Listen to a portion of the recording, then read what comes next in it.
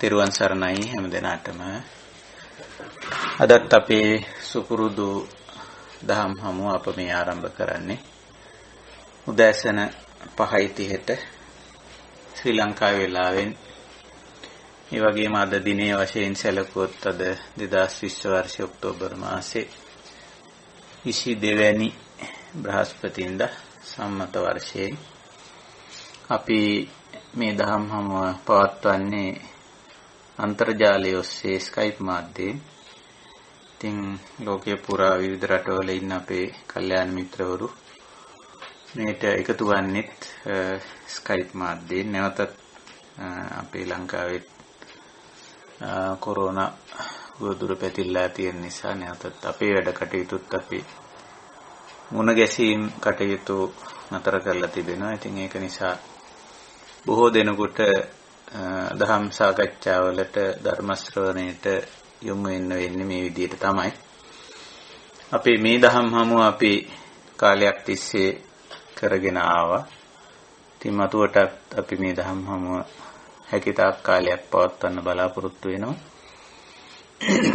සාගරයක් වගේ තියෙන තථාගත බුදු පියාණන් වහන්සේගේ ධර්මයේ සාකච්ඡා කරලා විමසලා ඉවර කරන්න බැරි තරම්. නමුත් අපිට මේ ගමන යන්න නම් ඒන් අත්‍යවශ්‍ය කොටස අපිට තෝරා බේරා ගත හැකි. කොහොම නමුත් අපගේ වැඩි දැනුම සඳහා මේවා අහගෙන ශ්‍රවණය කරන නැත්තන්ගේ යහපත සලකාගෙන අපි බලාපොරොත්තු වෙනවා තවදුරටත් මේ තථාගත ධර්මය සාකච්ඡා කරන්න විමසන්න. ඉතින් ධර්මයේ සාකච්ඡා කිරීමෙන් විමසීමෙන් ධර්ම අවබෝධය ඇති වෙනවා. ඒ කියන්නේ සම්මා දිට්ඨි නිවැරදි දැක්ම ඇති වෙනවා. ඒ එක්කම අපේ සංකල්පන සිතුම් පැතුම් අපේක්ෂා බලාපොරොත්තු ප්‍රාර්ථනා ඒවට තමයි සංකප්ප කියන්නේ. සංකල්පන ඒවා යහපත් පැත්තට සම්මා පැත්තට වෙනස් වීම සිද්ධ වෙනවා.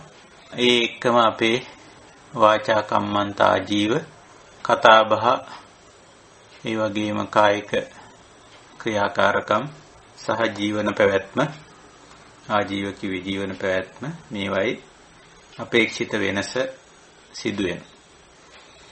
ඉතින් මෙහෙමයි අපේ නිවීම සැනසීම අපි තුල ඇති වෙන්නේ. මෙහි අවසාන ප්‍රතිඵලයේ සම්මා සමාධි නිවුණු සැනසුණු ජීවිතයක් අපි හංගා කරගන්න. ඒක තමයි නිවන, නිබ්බාන, නිවීම, සැනසීම කියලා කියන්නේ. දැනටමත් අපි පැහැදිලිව මේ මාර්ගයට අවතීර්ණ වෙලා තියෙන නිවන් මගට, නිවෙන මගට යොමු වෙලා ඉන්නේ අපි. අපේ ශක්තිය, අපේ දැනුම, අපේ හැකියාව, අපට තියෙන ජීවන වටපිටාව අනුව සමහර විට මේ නිවීම සැනසීම තම තමා විසින් ගොඩනගාගෙන ඉන්න ප්‍රමාණයේ අඩු වැඩි බවක් තියෙන්න පුළුවන්. කොහොම නමුත් පරිපූර්ණ නිවීමක් සැනසීමක් දක්වා ඒ කියන්නේ පරිනිබ්බාණය දක්වා අපි මේ ජීවිතයේදීම යා යුතුයි. පරිපූර්ණ නිවීමක් සැනසීමක් සඳහා. ඉතින් ඒ විදිහට මේ පරිපූර්ණත්වය නිවීමේ දැනටමත් අපි ලබාගෙන තියෙන මේ නිවීම සැනසීම පරිපූර්ණත්වයට පත් කර ගැනීම සඳහා තව ටිකක් දහම විමසීම සාකච්ඡා කිරීම පුහුණු වීම අවශ්‍යයි. විශේෂයෙන් අපි මේ සාකච්ඡාව පවත්වාගෙන යන්නේ භාවනාව ඉලක්ක කරගෙන පුහුණුව. භාවනා කියන්නේ කුසල් වැඩිවීමට, ප්‍රඥා සීල සමාධි කියන මේ කුසලතා අංශ 3 වැඩි දියුණු කිරීමටයි භාවනා කියලා කියන්නේ. ඉතින් අපි ඒ ඉලක්ක කරගෙනයි මේ දහම් හමුව ධර්ම සාකච්ඡාව විශේෂයෙන් පවත්වන්නේ. ඉතින් අපි දැනට අපේ මාතෘකාව තියාගෙන තියෙන්නේ අනිශ්චිත විහරණය කියලා. අනිශ්චිත කිව්වේ නොඇලී නොගැටී නොමුලාව ජීවත් වීම කියන එකයි. විහරණය කියන්නේ සාමාන්‍ය ජීවිතේ. සාමාන්‍ය ජීවිතය තුළ අපිට පසින්දුරංගෙන් සහ මනසට ගෝචර වන දේවල් වල නොඇලී නොගැටී නොමුලාව. තවත් පැහැදිලිව කිව්වොත් හිත කෙලෙස ගන්නේ නැතිව, ඒ වගේම වචනයෙන් කයින් සිතින් පාපී ක්‍රියා වලට යොමු නොවි, සිත කය වචනේ පිරිසිදුව මේ අහන දකින විඳින දේවල් වලට තණ්හා මාන දිට්ඨි වශයෙන් නොබැඳී වාසය කිරීමටයි අනිශ්චිත විහරණය කියලා කියන්නේ. බුදුරජාණන් වහන්සේ මේ අනිශ්චිත විහරණය පිළිබඳව නොඑක් අවස්ථාවල දේශනා කළා තියෙනවා. මහා සතිපට්ඨාන දේශනාවේදී අනිශ්චිතෝච විහෙරති නචකින්චි ලෝකේ උපාදීයති කියලා එක වාක්‍යයකින් ඒක පැහැදිලි කරලා තියෙනවා. ඒ විතරක් නෙමෙයි තවත් දේශනාවල අපිට හමු වෙනවා නිශ්චිතස්ස චලිතං අනිශ්චිතස්ස චලිතං නත්ති කියලා. නිශ්චිතස්ස චලිතං කිව්වේ මේ යම් දෙයකට තණ්හා මාන දිට්ඨි වශයෙන් බැඳිලා ඉන්නවා නම් යමේ ඒ දේ හෝ ඒ තැනැත්තා හෝ ඒ ස්ථානය හෝ ඒ ස්වභාවය චලනය වෙනකොට අර බැඳිලා ඉන්න තැනත්ත චලනය වෙනවා. උදාහරණයක් හැටියට අපි යම් පුද්ගලයෙකුට බැඳීමක් ඇති කරගෙන හිටියොත් ඒ පුද්ගලයා වෙනස් වෙන වාරයක් පාසා එහි බලපෑම අපිට ඇති වෙනවා. අපි චලනය වෙනවා. යම් ස්ථානයකට අපි බැඳීමක් ඇති කරගෙන තිබුණොත් ඒ ස්ථානයේ වෙනස් වෙන වාරයක් පාසා අපි චලනය වෙනවා. යම් පුද්ගලයේ ගතිගුණයට නිශ්චිත වෙලා තිබුණොත් ඒ ගතිගුණේ වෙනස් වෙනකොට අපි චලනය වෙනවා. ඒ වගේ හැම කොයි දෙයකට නමුත් අපි නිශ්චිත වෙලා තිබුණොත්, ඒ කියන්නේ බැඳීමක් ඇති කරගෙන තිබුණොත් තණ්හා මාන දිට්ඨි වශයෙන්, එහෙම නැත්නම් ඇලීම් ගැටීම් මුලාවීම් වශයෙන් යමකට බැඳී සිටියොත් ඒ දේ වෙනස් වීමත් එක්ක අපි චලනය වෙනවා. ඒකයි නිශ්චිතස්ස චලිතං කිව්වේ. අනිත් පැත්තට දේශනා කරනවා අනිශ්චිතස්ස චලිතං නත්ති කිය. මේ අනිශ්චිත පුද්ගලයාට එහෙම චලිතයක් ප්‍රකම්පණය වීමක් කෙලෙස් ඉපදීමක් නැත කිය. එතකොට මේ අනිශ්චිත විහරණේ ස්වභාවය තමයි නචලති නොසැලී අකම්පිතව ජීවත් වේ. මේ කම්පිත බව මේ චලිත කියන වචනයෙන් අදහස් කරන්නේ ඇත්තටම මනසේ කෙලෙස් ඉපදීමත් ඒ කෙලෙස් නිසා පාපී වචන, පාපී ක්‍රියා, පාපී සිතිවිලි ඉපැද්දීම. ඒකට තමයි මේ චලිත කියන්නේ. සෙලවීම නැත්තම් කම්පිත වීම කියන එකෙන් අදහස් කරන්නේ ඒකයි. ඉතින් නොසැලී අකම්පිතව ජීවත් වීමටයි අනිශ්චිත විහරණය කියලා කියන්නේ. තවත් පැහැදිලිව කිව්වොත් නිකලස් ජීවිතේ කවර දෙයක් ඇසුරෙන්වත් කෙලස් උපදවා ගන්නේ නැතිව ජීවත් වේ. ඉතින් මේ සඳහා ලොකු ගැඹුරු දහම් දැනුමක්, ඒ වගේම දහම පුහුණු වීමක් අත්‍යවශ්‍යයි. ඇත්තටම අනිශ්චිත විහරණේ තියෙන්නෙම පුහුණුවක් කිව්වොත් නිවැරදි. ඒ පුහුණුවට උපකාරී වෙන බුද්ධ දේශනා ආදී දේවල් ටිකක් අපි මේ සාකච්ඡා කරා. ඉන් පහුගිය සාකච්ඡා වලට අපි යොදාගත්ත ප්‍රධාන සූත්‍රයක් බුදුරජාණන් වහන්සේ දේශනා කරපු ප්‍රධාන සතර සම්මප්පදාන ඇතුළත් සූත්‍ර දෙකක් අපි භාවිතා කළා. ඉතින් අද සාකච්ඡාව සඳහා මම යොදාගත්තේ අනුරුද්ධ සූත්‍රය. මේ අනුරුද්ධ මහා විතක්ක සූත්‍රය කියලා සඳහන් වෙනවා. සමහර විට අනුරුද්ධ සූත්‍රය කියලා සඳහන් වෙනවා. මේක ටිකක් දිග සූත්‍රයක්. නමුත් මේක අපිට මේකේ තියෙන කරුණු අපිට ගොනු කරගන්න පුළුවන්. මූලාශ්‍රය මෙහෙමයි. මූලාශ්‍රය කියන්නේ කොහෙද මේක ඇතුළත් වෙලා තියෙන්නේ කියන කාරණේ. අංගුත්තර නිකායේ අට්ඨක නිපාතේ ගෘහපති වර්ගයේ ඇතුළත් සූත්‍රයක් අනුරුද්ධ මහා විතක්ක සූත්‍රය. ඉතින් කියවන්න පුළුවන්.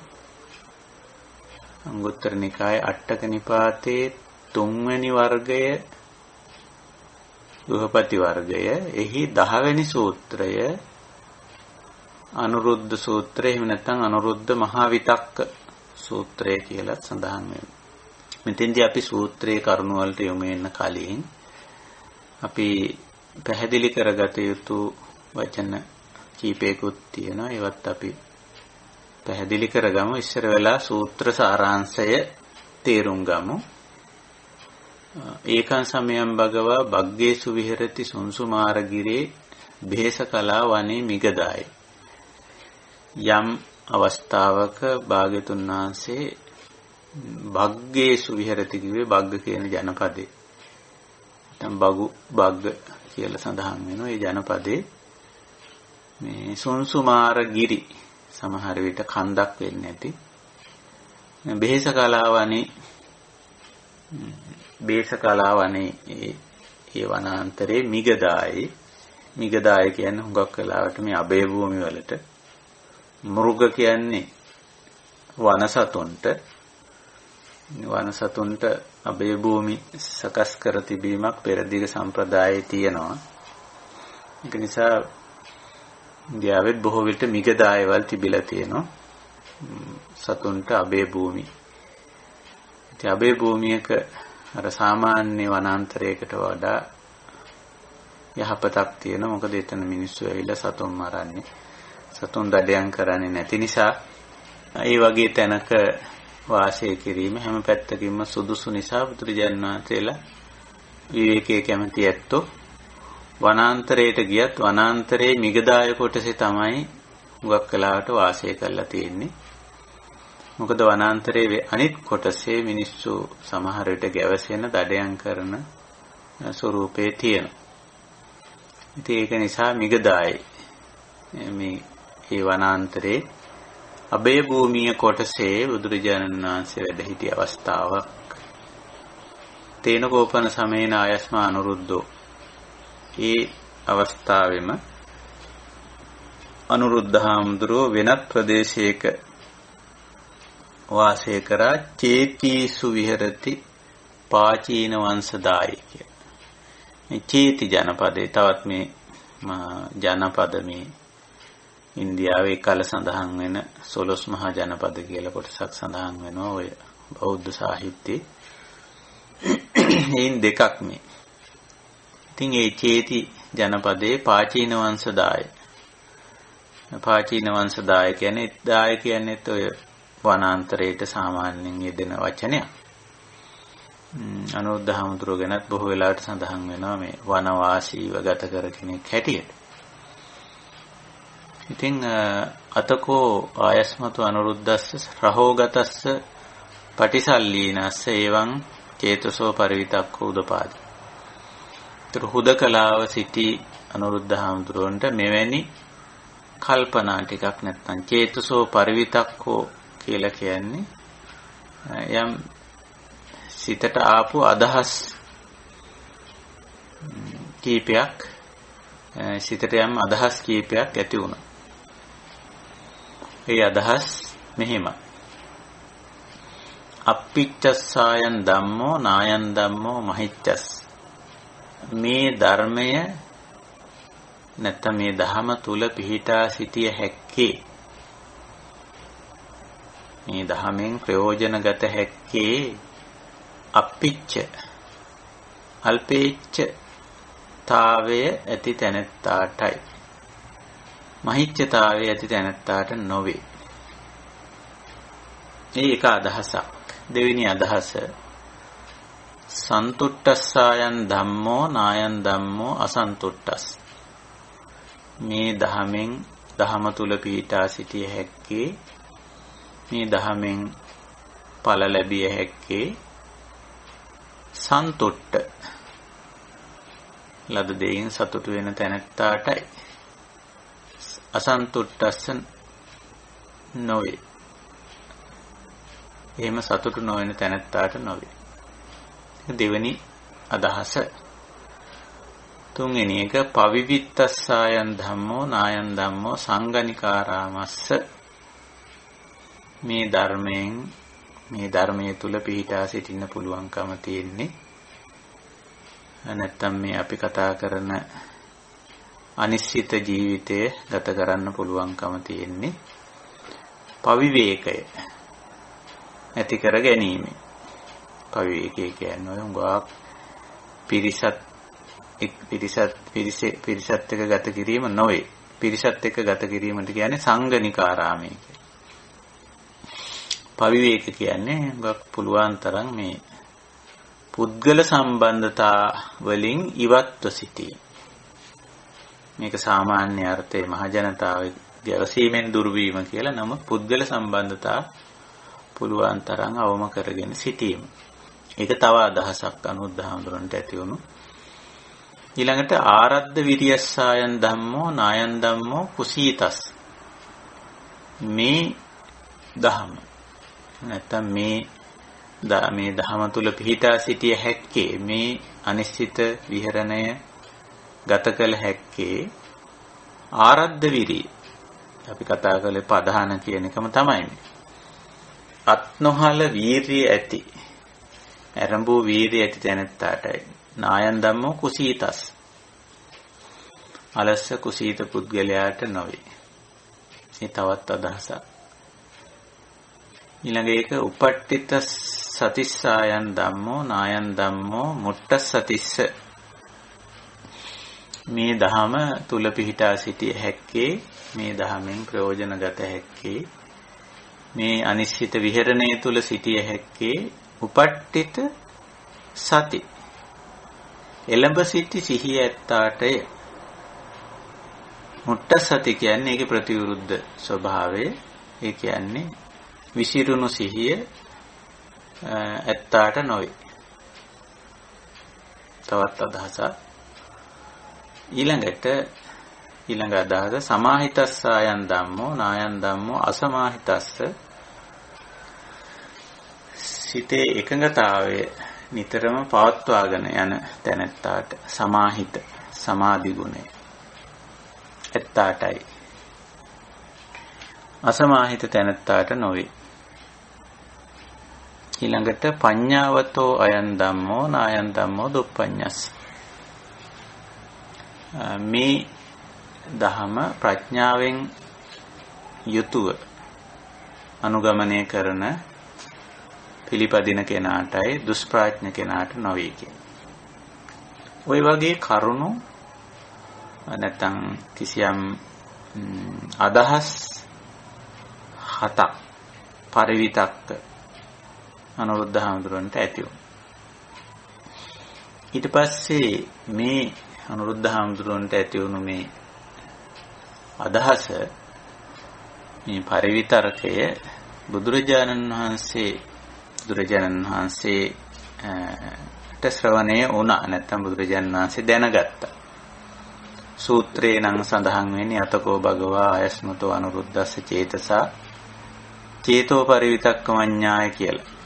බුදුරජාණන් වහන්සේත් තම සිතින් ඒ අනුරුද්ධහාමුදුරන්ට ඇති වුණු අදහස තම සිතින් නැත්තම් මෙනෙහි කිරීමෙන් තේරුම් ගත්තා කියන්නේ.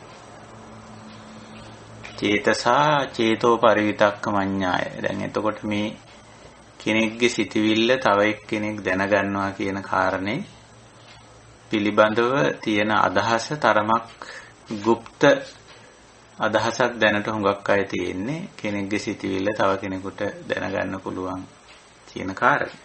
දැනගන්න පුළුවන් ක්‍රම දෙවිදියක් තියෙන එකක් තමයි සිතවිල්ල ඇති වුණු පුද්ගලයා තව කෙනෙකුට කිව්වොත් ඒක දැනගන්න පුළුවන්. දෙක අහලා දැනගන්න පුළුවන්. තුන්වෙනි ක්‍රමයක් තියෙනවා සමාන විදිහට හිතන අයට බොහෝ වෙලාවට සමාන සිතවිලි ඇති වෙනවා. එතකොට ඒ තැනත්තාගේ සිතවිල්ල අනිත් එක්කෙනාට කිව්වම එයා කියනවා මමත් එහෙම තමයි හිතන්නේ. මගේ අදහසත් ඒක තමයි කියලා. ඊතර සමාන සිතවිලි ඇත්තන් බවට පත් වුණාමත් සිතවිලි වල සමානත්වයක් පෙන්වුම් කරනවා. එතකොට මේකෙන් අදහස් වෙනවා බුදුරජාණන් වහන්සේ අනුරුද්ධස්ස චේතසා අනුරුද්ධ හාමුදුරුවන්ගේ සිටිවිලි චේතෝ පරිවිතක්ක මඤ්ඤාය චේතෝ පරිවිතක්කං අඤ්ඤාය. මේක අනුරුද්ධ හාමුදුරුවන්ගෙන් අහලා දැනගත්තෙත් නැහැ. අනුරුද්ධ හාමුදුරුවෝ බුදුහාමුදුරන්ට කිව්වෙත් නැහැ. මට මෙහෙම අදහස් ටිකක් ඇති වුණා කියලා. නමුත් බුදුරජාණන් වහන්සේ අඤ්ඤාය දැනගත්තා. චේතෝ පරිවිතක්කං අඤ්ඤාය බුදුරජාණන් වහන්සේ පරිවිතර්ක කරන්නේ නැත්තම් හිතන්නේ එහෙමයි. එතකොට බුදුරජාණන් වහන්සේ හිතන මට්ටමට සෑහෙන දුරකට අනුරුද්ධ හාමුදුරුවෝත් ඇවිල්ලා කියන එකයි මේකෙන් අදහස් කරන්නේ. කෙසේ හෝ බුදුරජාණන් වහන්සේ අනුරුද්ධ හාමුදුරුවෝ ඉන්න තැනට ගියා. ඒ තමන් වහන්සේ ඉඳපු තැන ඉඳලා අනුරුද්ධ හාමුදුරුවෝ ඉන්න තැනට ගියාම අනුරුද්ධ හාමුදුරුවෝ බුදුරජාණන් වහන්සේට ආසනයක් පැනෙව්වම ඒකේ ඉඳගත්තම උන්වහන්සේ ඒ ආසනයේ වැඩ ඉඳලා අර අනුරුද්ධ හාමුදුරුවන්ට ඇති වුණු අදහස් ටික බුදුරජාණන් වහන්සේ නැවත කීවා අනුරුද්ධ හාමුදුරුවෝ. සාදු සාදු අනුරුද්ධ සාදු කෝතං අනුරුද්ධ යන්තං මහා පුරුෂ විතක්කං විතක්කේ. අනුරුද්ධ ඔබ මේ හිතපු අදහස් නැත්නම් ඔබට දැන් ඇති වෙන අදහස් මහා පුරුෂ විතක්ක කියලා වචනේ සඳහන් වෙනවා. අපේ දහමේ මහා පුරුෂ විතක්ක කියලා කොටසක් සඳහන් වෙනවා. ඒ මහා පුරුෂ විතක්ක කියන කාරණෙත් අපි පොඩ්ඩක් සාකච්ඡා කළ යුතු කාරණයක්. පාලියෙන් මහා පුරුෂ විතක්ක. මහා පුරුෂ කියන්නේ පුරුෂ කියන වචනේ යෙදෙනෝ පිරිමින්ට. ස්ත්‍රී පුරුෂ කියන අයගෙන් පුරුෂ කියන අයට පිරිමි අයට ඒ අයටත් සමහර වෙලාවට ඉත්‍යාවා පුරුෂේනවා කියලා ඒ ලිංග ભેදය හඳුන්වන්නත් පුරුෂ කියන වචනේ යෙදෙන. නමුත් අපේ දහමේ පුරුෂ කියන වචනේ යෙදෙන්නේ ලිංග ભેදය දක්වන්න පිරිමි ගැන කියන්නේ නෙමෙයි. මහා පුරුෂ කියන්නේ උසස් පෞරුෂය කියන එකයි. පුරුෂ කියන්නේ පෞරුෂය. දැන් පුරිස ධම්ම සාරති කියන්නේ පිරිමි দমনය කරනවා කියන එක නෙමෙයි. දැන් බුදුරජාණන් වහන්සේගේ ගුණයක් තියෙනෝනේ පුරිස ධම්ම සාරති කියලා. එතකොට එතෙන්දි පුරුෂ කියන වචනේට පිරිමි කියන අර්ථය දුන්නොත් එහෙම මොකද වෙන්නේ? එහෙනම් පිරිමි দমনය කරනවා වෙන්නේ නැහැ. නෑ. පුරුෂ කියන්නේ පෞරුෂය කියන එක. පෞරුෂය කියන එක අපි දන්නෝනේ මොකද්ද කියලා. පෞරුෂය මූලික අංශ තුනකින් යුක්තයි. චිත්ත වේගී අංශය, බුද්ධිමය අංශය සහ චර්යාත්මක අංශය තුනේ එකතුවට පෞරුෂය කියන්නේ ඕනම කෙනෙක්. ස්ත්‍රියකගේ හෝ පිරිමි කෙනෙක්ගේ හෝ ගැහැණු කෙනෙක්ගේ හෝ කාගේ හෝ වේවා පෞරුෂය කියලා කියන්නේ මේ පුද්ගලයාගේ කායික හැසිරීම, වචන භාවිතය, සිතුම් පැතුම් රටාව, ඔහුගේ අවබෝධය මෙන්න මේවා එකතු පෞරුෂය කියන්නේ. එතකොට බුදුදහමේ මහා පෞරුෂ කියලා කොටසක් උගන්වනවා. මහා පෞරුෂ. දැන් මහා කියන්නේ විශාල කියන එක නෙමෙයි. උසස් කියන එක, ශ්‍රේෂ්ඨ කියන එක, උතුම් කියන එක. අර ප්‍රමාණයෙන් විශාලයි කියන එකටත් මහා කියන වචනේ යෙදෙනවා. සාමාන්‍ය විවහාරයේ මහා කිව්වම අදහස් වෙන්නේ ප්‍රමාණයෙන් විශාල කියන එකයි.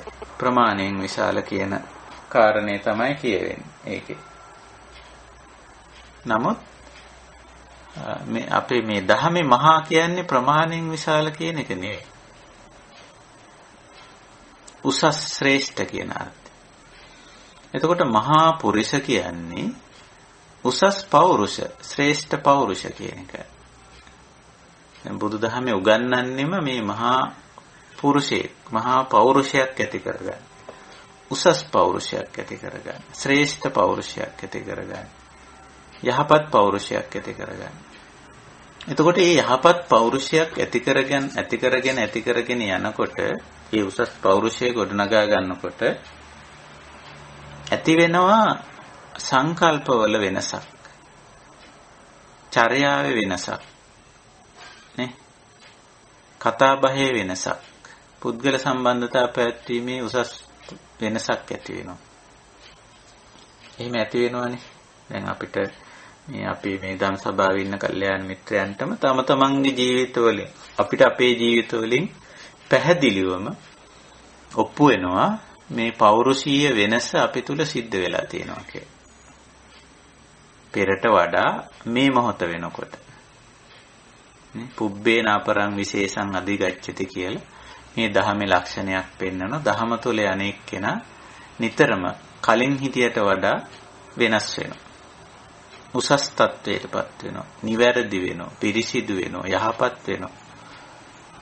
අන්න මේ ඒ ලක්ෂණය තමයි මේ මහා කියලා කියන්නේ. මහා පෞරුෂ.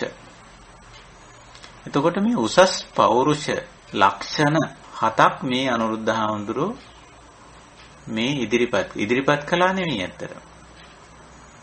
විතක්කං විතක්කේසි කියලා කියන්නේ කාටවත් කිව්ව නෙමෙයි. අනුරුද්ධ හාමුදුරුවන්ගේ හිතේ ඇති වුණ. මේ ධහම තුල ඉන්නවා නම් මේ අනිශ්චිත විහරණය තුල ඉන්නවා නම් මෙන්න මේ ගුණය අවශ්‍යයි නේද? අල්පේච්ඡතාවය ඕන නේද? අල්පේච්ඡතාවයේ තියෙනකොට මේ අනිශ්චිත විහරණය තුල ඉන්න පුළුවන්. නිවිල සැනසීලා ඉන්න පුළුවන්. මේ ජීවිතය ගත කරන්න නම් සන්තුට්ඨිතාව ඕන නේද? තද දෙයින් සතුට වෙන ගතිය තියෙන්න ඕන නේද? මේ තුල ඉන්න නම් පවිවේකය ඕන නේද? ආරද්ධ විරිය තියෙන්න ඕන නේද? උපට්ඨිත සති එළඹ සිටි සිහිය ඕන නේද? සමාහිත බව අවශ්‍යයි නේද? ප්‍රඥාවන්ත බව අවශ්‍යයි නේද කියලා.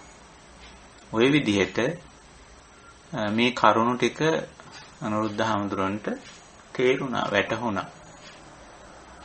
නේ අවබෝධ වුණා. එතකොට මේකෙන් කියවෙන්නේ අනුරුද්ධ හාමුදුරන්ගේ පෞරුෂය තුල. එතකොට අනුරුද්ධ හාමුදුරුවොත් බුදුරජාණන් වහන්සේ මහා පෞරුෂය, උසස්ම පෞරුෂය. නමුත් ඊට ලං වෙලා මේ පෞරුෂය තුල හිටියා. ඉතින් ඒක නිසා ඒ පෞරුෂය තියෙන කෙනාට මේ ඒ දේ වැටහුණා. තමා තුල තියෙන දේ මේ ඇත්තටම වැටහුනේ. සෑහෙන දුරකට තමන් ඒ උසස් පෞරුෂය තුල, මහා පෞරුෂය තුල කටයුතු කළා. මහා පුරුෂ తত্ত্বය, පාලියෙන් මහා පුරුෂ, මහා පෞරුෂ తত্ত্বය ඇති වුණා.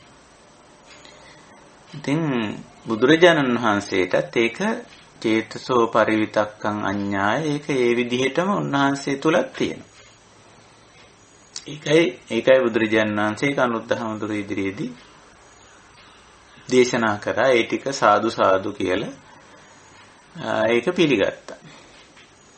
ඉතින් මේ මහා පෞරුෂ ගැනත් පොඩි වචනයක් අපි මේ ධර්ම කාරණා ටික, මේ කාරණා 7යි. හැබැයි ඒ වගේම තව එකක් බුදුරජාණන් වහන්සේ මේ මහා පෞරුෂයක් පරිපූර්ණ වෙන්නේ. එතකොට අනුරුද්ධ හාමුදුරන්ගේ කරුණු 7, මේ ගුණාංග 7 අනුව බැලුවොත් මහා පෞරුෂය හුඟක් සම්පූර්ණ වෙලා තිබුණේ.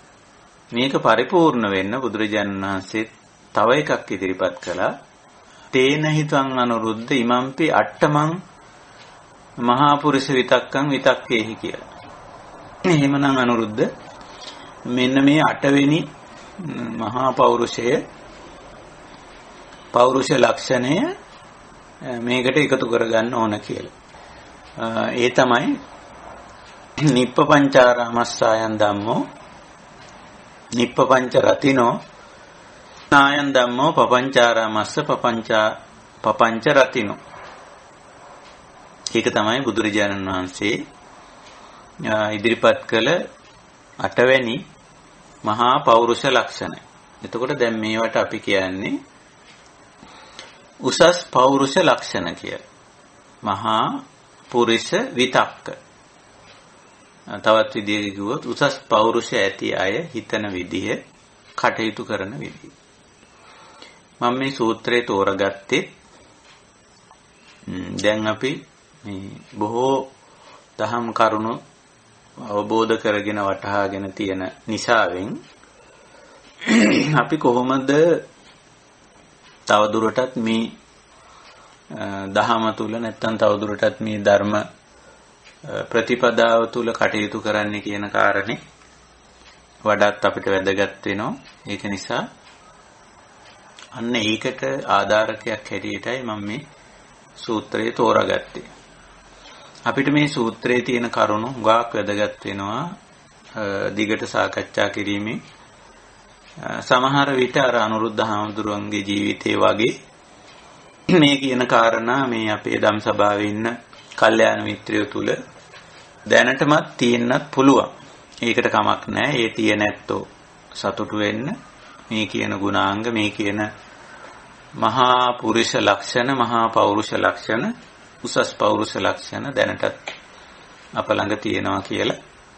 එහෙම නැතිනම් මේවා අපි අපේ ජීවිත තුළ ඇති කරගන්න උත්සාහ කරමු. එහෙම ඇති කරගත්තොත් මේ අනිශ්චිත විහරණය නැත්තම් පద్මාකාර ජීවිතේ නොඇලී නොගැටී නොමුලාව ගත කරන ජීවිතය ගත කරන්න අපිට පුළුවන් වෙනවා. ඉතින් මේ කරුණ අපි එකින් එක සාකච්ඡා කරමු. අද දවසේ අපිට කාල වේලාව තියෙන විදිහට පුළුවන් තරම් සාකච්ඡා කරමු.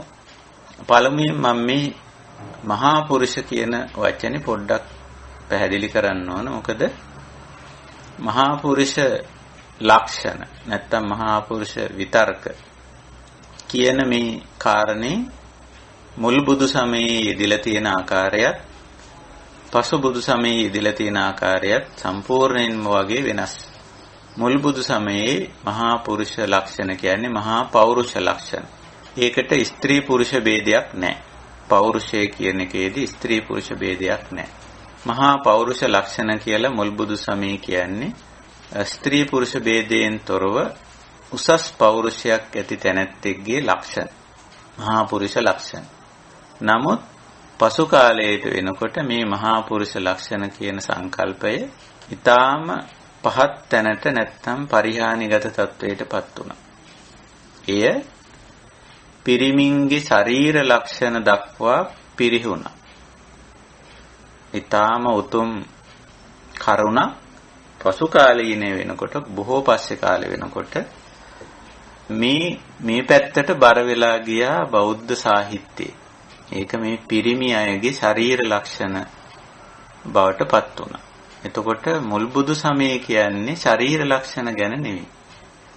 බුදු සමයේ කාගේවත් ශරීරවල ශරීරාංග ගැන කතා කරන්නේ නැහැ.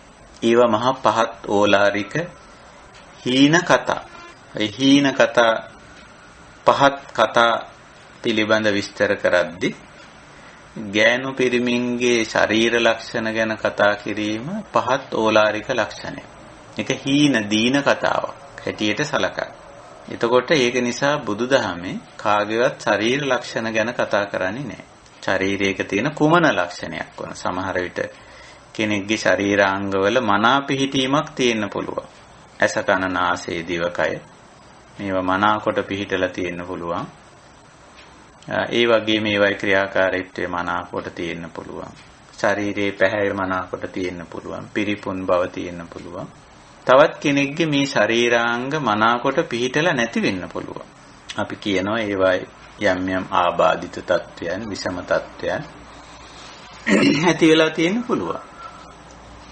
බුදුදහම මේ දෙකොල්ලටම විශේෂයක් කරන්නේ නැහැ. ශරීරාංග මනාකොට පිහිටලා තිබුණා කියලා හෝ එහෙම නැත්නම් ශරීරාංගවල අඩුපාඩු තිබුණා කියලා. ඒව දිහා බලලා පුද්ගලයන්ට විශේෂත්වයක් දක්වන්නේ නැහැ. මනාකොට ශරීරාංග පිහිටියයට විශේෂ සැලකිල්ලකුත් අඩුපාඩු සහිතව ශරීරාංග පිහිටලා තියෙන අය පිළිබඳව අඩු සැලකිල්ලකුත් දක්වන්නේ නැහැ බුදුදහම. ඒ නිසා බුදුදහම මිනිස්යන්ගේ ශරීරාංග ගැන කතා කරන්නේ නැහැ කොහෙවත්. කිසිම තැනක බුද්ධ දේශනාවල ඒව කතා කරන්නේ නැහැ. ඒ අනුව යම් තැනක මහා පුරුෂ කියන මහා පුරුෂ ලක්ෂණ කියලා කතා වෙලා තියෙනවා නම් කාගේ හරි ශරීරාංග ගැන බුදුරජාණන් වහන්සේගේ ශරීරාංග ගැන හරි කතා වෙලා තියෙනවා නම් ඒව අපේ දහමට අයිති කතා නෙමෙයි.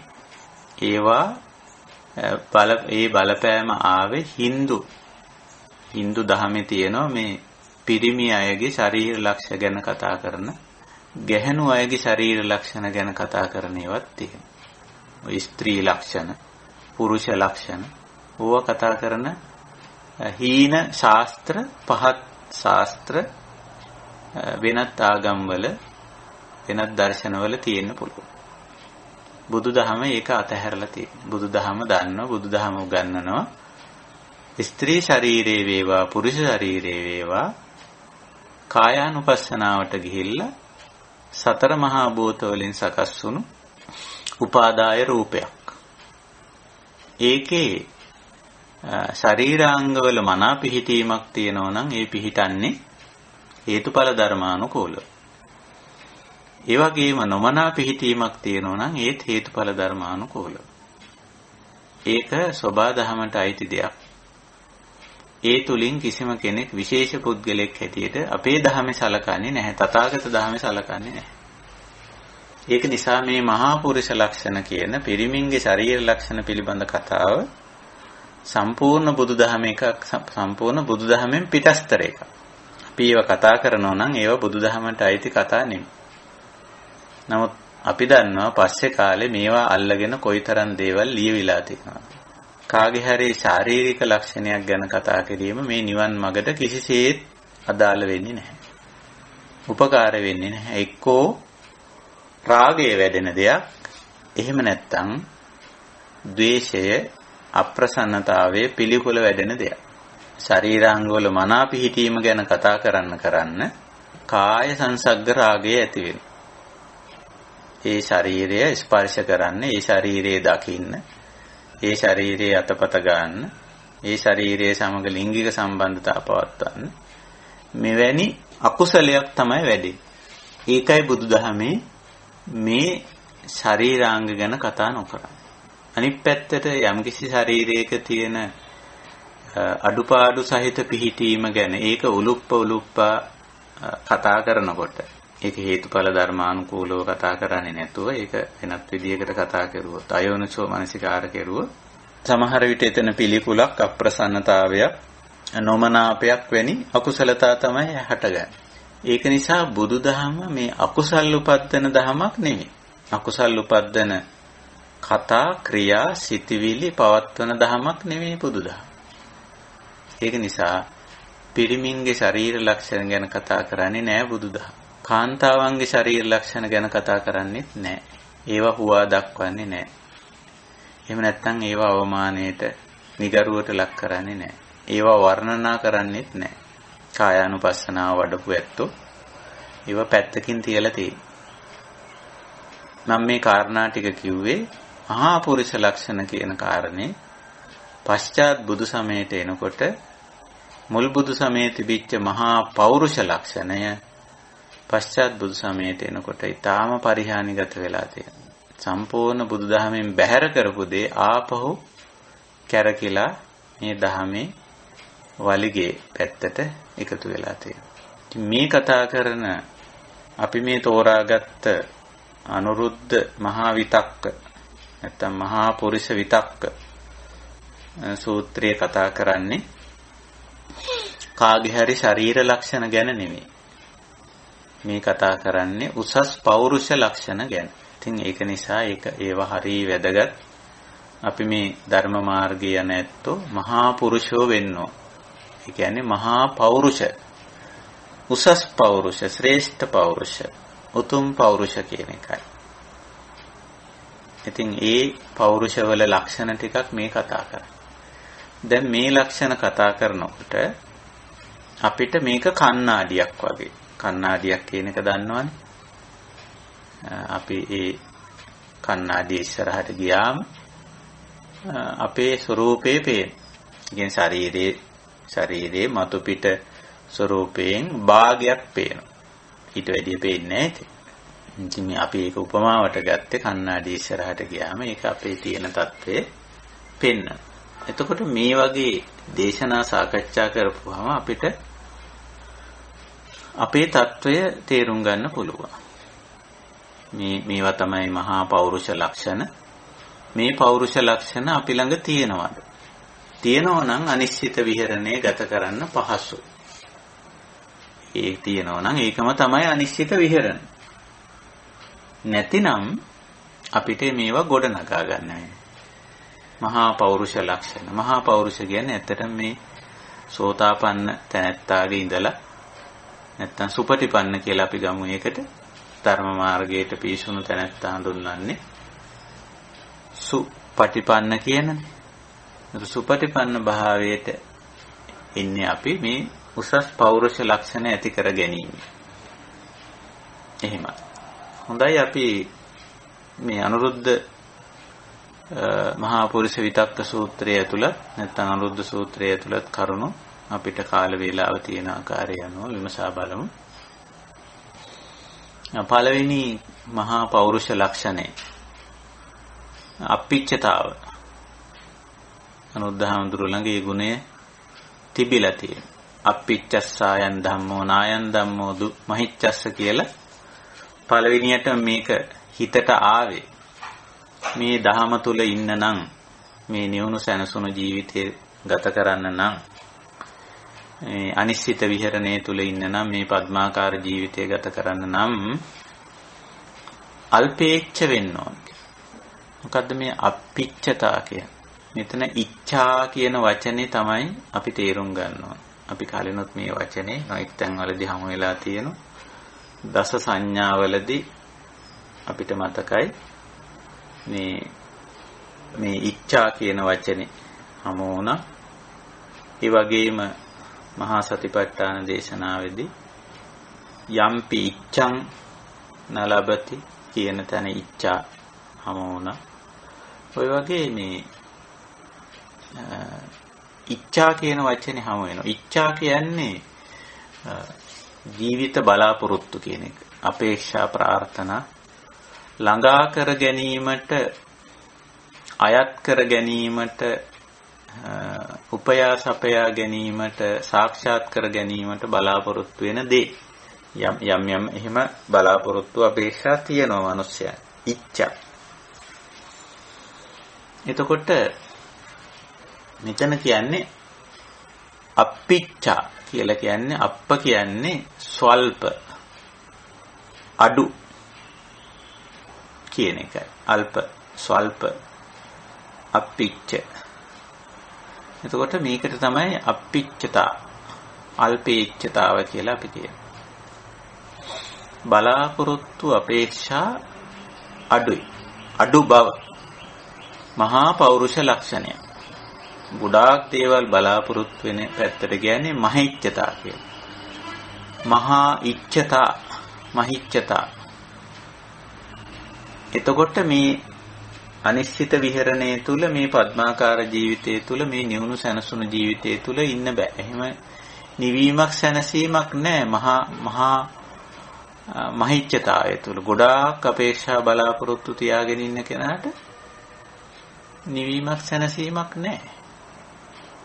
ඒක නිසා අල්පේච්ඡතාවයට අපි ඉන්නවා. මෙතෙන්දී මේ ඉච්ඡා කියන ඒවා අපිට තෝර බේර ගන්න කොටස් දෙකකට අපි වෙන් කරනවා. සාමාන්‍යයෙන් ලෞකික දේවල් පිළිබඳව. ලෞකික දේ කියන එක දැන් අපේ කල්යාණ මිත්‍රයෝ දන්නවා. අපි ඒක කියන්නේ ඊටාම කෙටියෙන් ජීවිත පැවැත්මට අවශ්‍ය දේවල් ටිකක් තියෙනවා. ඒවා එක්රැස් කරගන්න, එකතු කරගන්න, රැස් කරගන්න අපේ බලාපොරොත්තු තියෙනවා. ඒක පැත්තක්. පැවැත්ම සඳහා ආහාර ටිකක් උපයාගත යුතුයි. ඇඳුමක් සම්පාදනය කරගත යුතුයි. නවාතැනක් සපයාගත යුතුයි. බේතක් හේතක් අවශ්‍ය පරිස්කාරයක් සපයාගත යුතුයි කියලා අවශ්‍ය භාණ්ඩ හා සේවා පරිස්කාර කියන්නේ. කියලා මේ ජීවිත පැවැත්මට අදාළ යම් දේවල් ටිකක් උපයා සපයා ගැනීමට අපේ අපේක්ෂා බලාපොරොත්තු තියෙනවා. ඊට එහා ගිහිල්ලා තියෙන මේ කාමයේ භුක්ති විඳීමට යම් අපේක්ෂා. රූප බලන්න, ශබ්ද අහන්න නේ. ඒක දහම කියන්නේ බැලූ රූප නැවත බලන්නත් නොබැලූ රූප බලන්න. ඇසූ ශබ්ද නැවත නැවත අසන්නත් නැසූ ශබ්ද අහන්න. විඳ ගඳ සුවඳ නැවත නැවත විඳින්නත් නොවිඳි ගඳ සුවඳ විඳින්න. ඒ වගේම විඳපු රස නැවත නැවත විඳින්නත් නොවිඳි රස විඳින්න. විඳපු ස්පර්ශ නැවත නැවත විඳින්න නොවිඳි ස්පර්ශ නොවිඳි පහස නැවත නැවත විඳින්න. ඒ වගේම මනසින් නොදැනගත් කරුණු දැනගන්නත් දැනගත් කරුණු නැවත නැවත මෙනෙහි කරන්න කියලා මෙන්න මේ එහෙමත් ඉච්ඡාතිය එහෙමත් ඌමනාකම් තියෙන අපේක්ෂා තියෙන. එතකොට මේ ටික ඔක්කොම අපි දාන්නේ ලෞකික පැත්තට.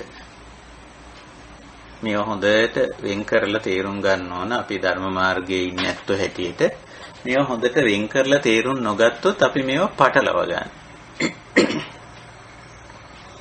මේ ලෞකිකේව අපි කොටස් දෙකකට බෙදුවා. එකක් අර ජීවිත පැවැත්මට අදාළව අපි හිතනවා මෙන්න මේ දේවල් ටික අපි උපයසපය ගන්න ඕනේ කියලා. ආහාර ටිකක්, ඇඳුමක්, නවාතැනක්, බෙහෙත් පිරිකරක්.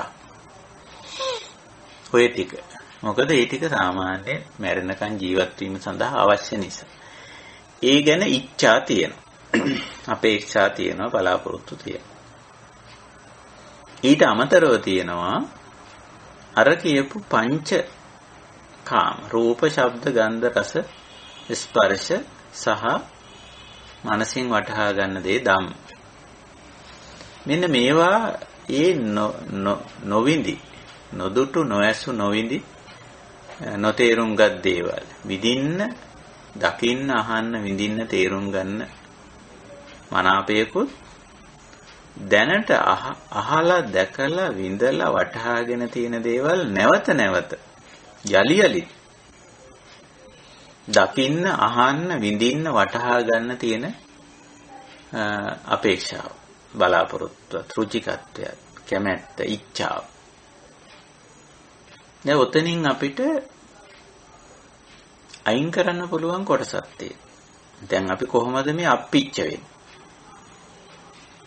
අප්පිච්ච වෙන හැටි අපි දැනගන්න ඕනේ.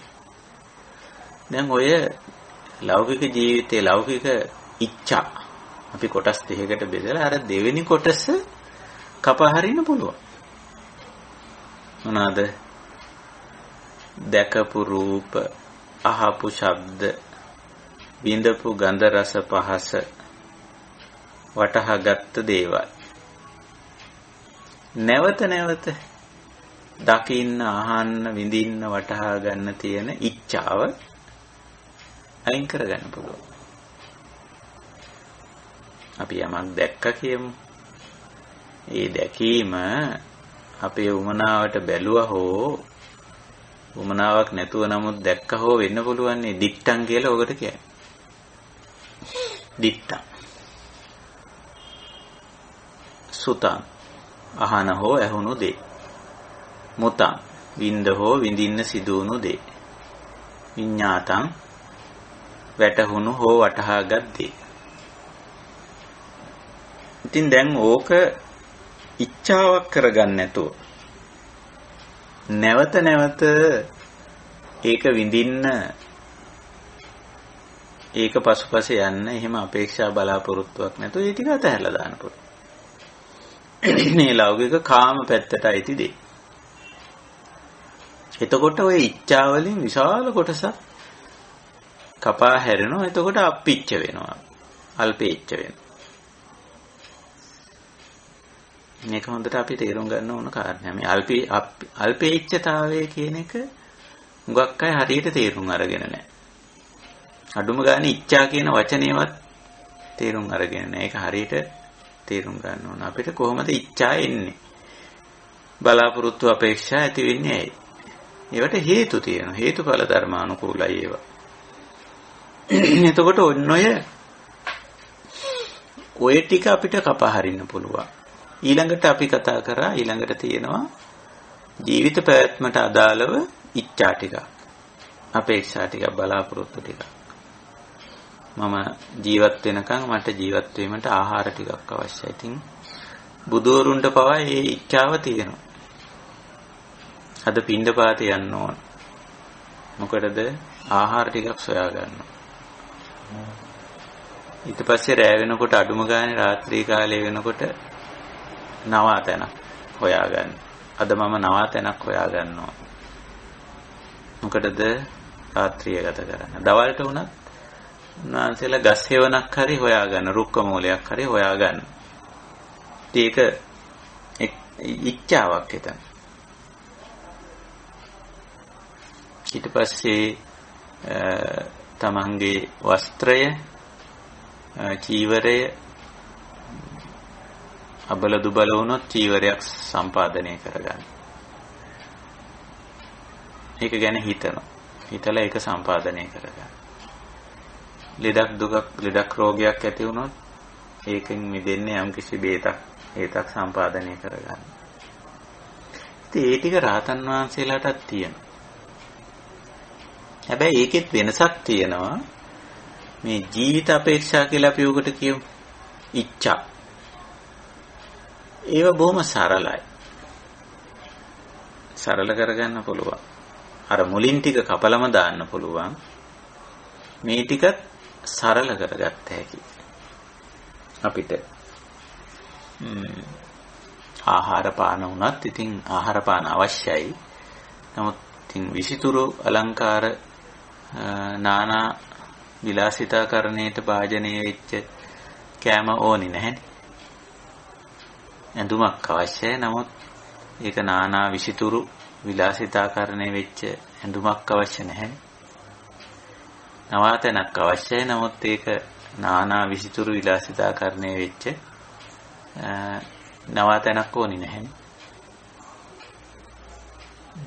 බේතක් අවශ්‍යයි. ඒක වමනා කරනවා. නමුත් භාණ්ඩ හා සේවා ලබා ගනිද්දිත් ඒවා මේ බහුභාණ්ඩිකත්වයට සහ අත්‍යවශ්‍ය නොවන සේවාවන් වලට යන්න ඕනේ නැහැ. මේ අපි මේ කතා කරන්නේ, මේ උත්සාහ කරන්නේ මේ අනිශ්චිත විහරණය කොහොමද පවත්වා ගන්න කියන කාරණේ. මේ නිවුණු සැනසුණු ජීවිතයක් කොහොමද ගොඩනගාගෙන පවත්වා ගන්න කියලා. මේ දැන් අපිට ඒක අවශ්‍යයි. ඉතින් ඒකට මේ ආර්යව පුරුදු පුහුණු කරගත්ත දේ මේ මහා පෞරුෂ ලක්ෂණ මේ අපි කතා කරන්නේ. මහා පුරුෂ ලක්ෂණ. ඉතින් ඕක තමයි මේ පෞරුෂයක ලක්ෂණය. අල්පේච්ඡතාව. අර රූප, ශබ්ද, ගන්ධ, රස, ස්පර්ශ දැකීම, බැලීම, විඳීම මනසෙන් යම් මේ ලෞකික දේවල් තව පහුරු ගගා ඒවා අවබෝධ කර ගැනීමට, ඒවා තේරුම් ගැනීමට තියෙන උත්සාහය ඒක සම්පූර්ණයෙන්ම අත්හැරලා දාන්න. ජීවිත පැවැත්මට අත්‍යවශ්‍ය දේවල් ටිකක් අපි දැන් අවබෝධ කරගෙන තියෙනෝනේ. ඒ ඇති. තව මේ ලෞකික දේවල් පහුරු ගගා හොයන්න, අවබෝධ කරගන්න ගියොත් මේ ගමනට ඒක බාධාවක් වෙන. ඒක මහා පෞරුෂ ලක්ෂණයක් නෙමෙයි. ඒකයි. ඉතින් අල්පේච්ඡතාවය. ඔන්න ඔය විදිහට අපිට අල්පේච්ඡතාවය ඇති කරගන්න පුළුවන්. ඊළඟට අනිත් පැත්තෙන් තියෙනවා මේ ධර්මයේ පැත්තට තියෙන කැමැත්ත, ධම්ම රුචි කියලා අපි ඒකට කියනවා. ධම්ම රුචි භාව. ඒකත් ඒ රුචියත් එතනත් එක්තරා අපේක්ෂාවකට වඩා ධර්මයේ පැත්තට අපේ තියෙන්නේ රුචි බව, මනාප බව, කැමැති බව. අපිට ඒක කියන්න පුළුවන් කැමැත්ත කියලාත් කියන්න පුළුවන් ඡන්ද. එහෙම කියන්න පුළුවන්. ඉතින් ඒ පැත්තට අපිට වැඩිපුර තියාගන්න පුළුවන්. ඒක මහිච්ඡතාවයට වැටෙන්නේ නැහැ. මොකද ඒක වැටෙන්නේ නැත්තේ ඒ පැත්තට තියෙන කැමැත්ත තුලින් ඇති කරන්නේ කාමයේ පැත්තට පුද්ගලයා බර කිරීමක් නෙමෙයි. ඒක නිසා අපි ධර්මයේ පැත්තට තියෙන රුචිකත්වය, කැමැත්ත, මනාපය, ඡන්දය, ඉච්ඡාව, අපේක්ෂා සහිත බව මම මේ ධර්මකාරණේ තේරුම් ගන්න ඕන. මේ ධර්මකාරණේ වටහා ගන්න ඕන.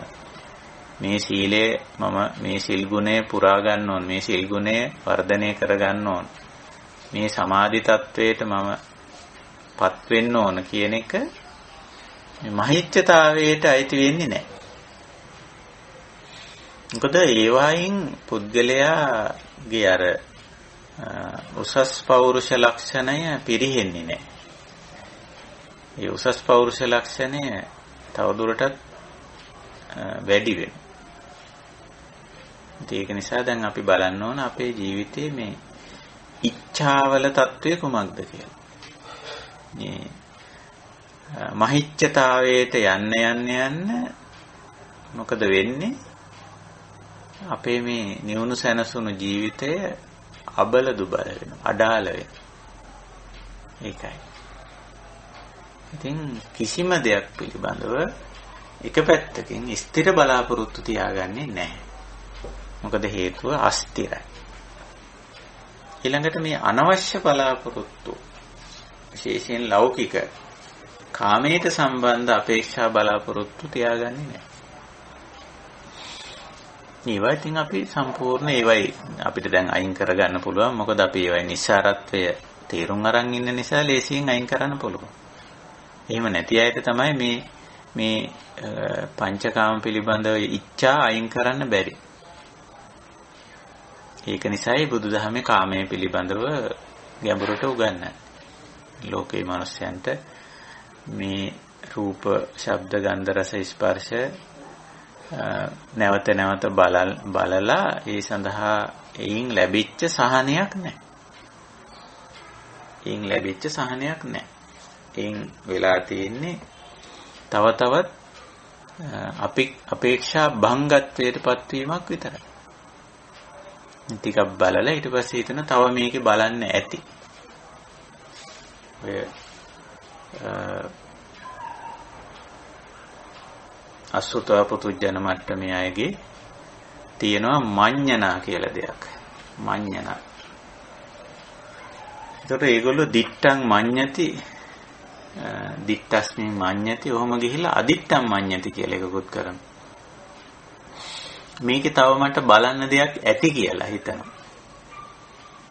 ඉතින් තව පහුරු ගාලා බලනවා. අසුතම් මඤ්ඤති, මට මේකේ තව අහන්න දෙයක් ඇති කියලා තව පහුරු ගාලා තව හොයා අහන්න. ඉතින් මේකෙන් තව මේ තෘෂ්ණාව කියන එක. ඒකට අපි කියනවා කාම තණ්හා, කාම තෘෂ්ණා.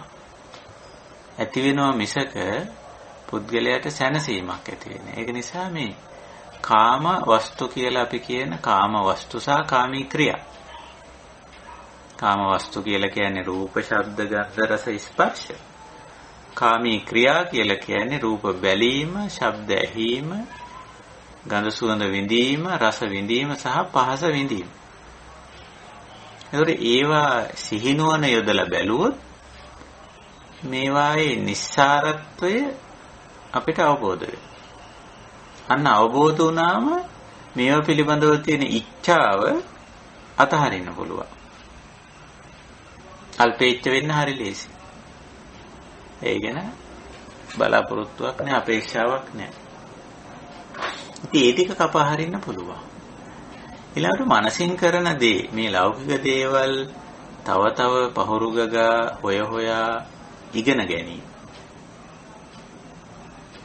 ඒකටත් මිනිස්යන්ගේ තියෙන කැමැත්තක් නේ.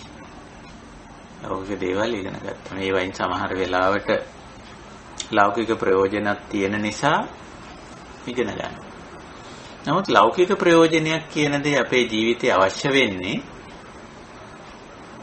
ලෞකිකත්වයේ සාමාන්‍ය විදිහට අපේ ජීවිතය ගත කර ගැනීම සඳහා පමණයි. එතනින් එහාට මේ ලෝකේ තියෙන තරම් දේවල් සොයලා පහුරු ගාලා දැන කියා ගැනීමේ අවශ්‍යතාවයක් නැහැ. මේ නිවන් මාගේ යන ඇත්තන්ට උවමනා නැහැ. ඉතින් අනිත් ඇත්තෝ නම් ඊට වැඩිය වෙනස් තර්ක විතර්ක ඉදිරිපත් කරයි. අපි මේවා තවදුරටත් සොයලා බලලා විමසලා මේවා නිර්මාණය කරලා තිබ්බම අනිත් මිනිස්යන්ට හොඳයි නේද, පහසුයි නේද, ප්‍රයෝජනවත් නේද කියලා එහෙම තර්කයක් ගේන්න පුළුවන් අපිට. හැබැයි මේ තර්කය බුදුදහම මේ අපි කතා කරන අනිශ්චිත විහරණයට, මේ පద్මාකාර ජීවිතයට, මේ නිවුණු සැනසුණු ජීවිතයට නම් අදාළ නැහැ. අපි මේ අනිත්‍යගේ යහපත පිණිස කියලා මේ ලෝකයේ තියෙන දේවල් පහුරු ගන්න පටන් ගත්තොත් අපි එතනින්ම නිවන් මාර්ගෙන් පැත්තකට යනවා. නිවුණු සැනසුණු ජීවිතේ වෙනුවට අපිට මහා කරදරකාරී, වෙහෙසකර, පීඩාකාරී ජීවිතයකට යොමු වෙන්න සිද්ධ වෙනවා. ඒක නිසා ඒක මතු පිටින් පේන්න පුළුවන් කරුණාව කියලා. අපි දන්නෝනේ වංචක ධර්ම කියලා කොටසක් ගැන අපි ඉගෙනගෙන තියෙනවානේ. කුසලයක ස්වરૂපයෙන් තියෙන අකුසලය වංචක ධර්මයක් කියලා. එතකොට ওই වගේ දෙයක් අපිට මතු පිටින් කෙනෙකුට තර්ක කරන්නත් පුළුවන් මේක මහා කරුණාවන්ත දෙයක්, කාරුණික වැඩක් කියලා. මේ ලෝකේ තවත් පහසුකම් හදන්න ඕන අපි. ඊට වැඩි පහසුකම් හදන්න ඕන මිනිස්සයාට.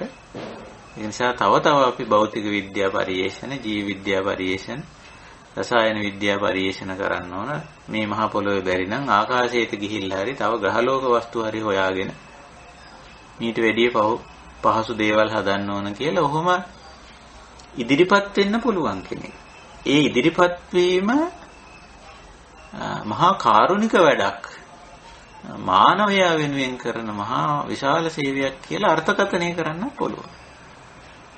කරලා ඒකට යොමු කරන්නත් පුළුවන්. මේක තමයි මේ ගවේෂණය. එක්ස්පෙරිමන්ට් ගවේෂණය හොයනවා. හොයන්නේ මොකටද? මානවයාගේ යහපත වෙනුවෙන් කියලා කියනවා.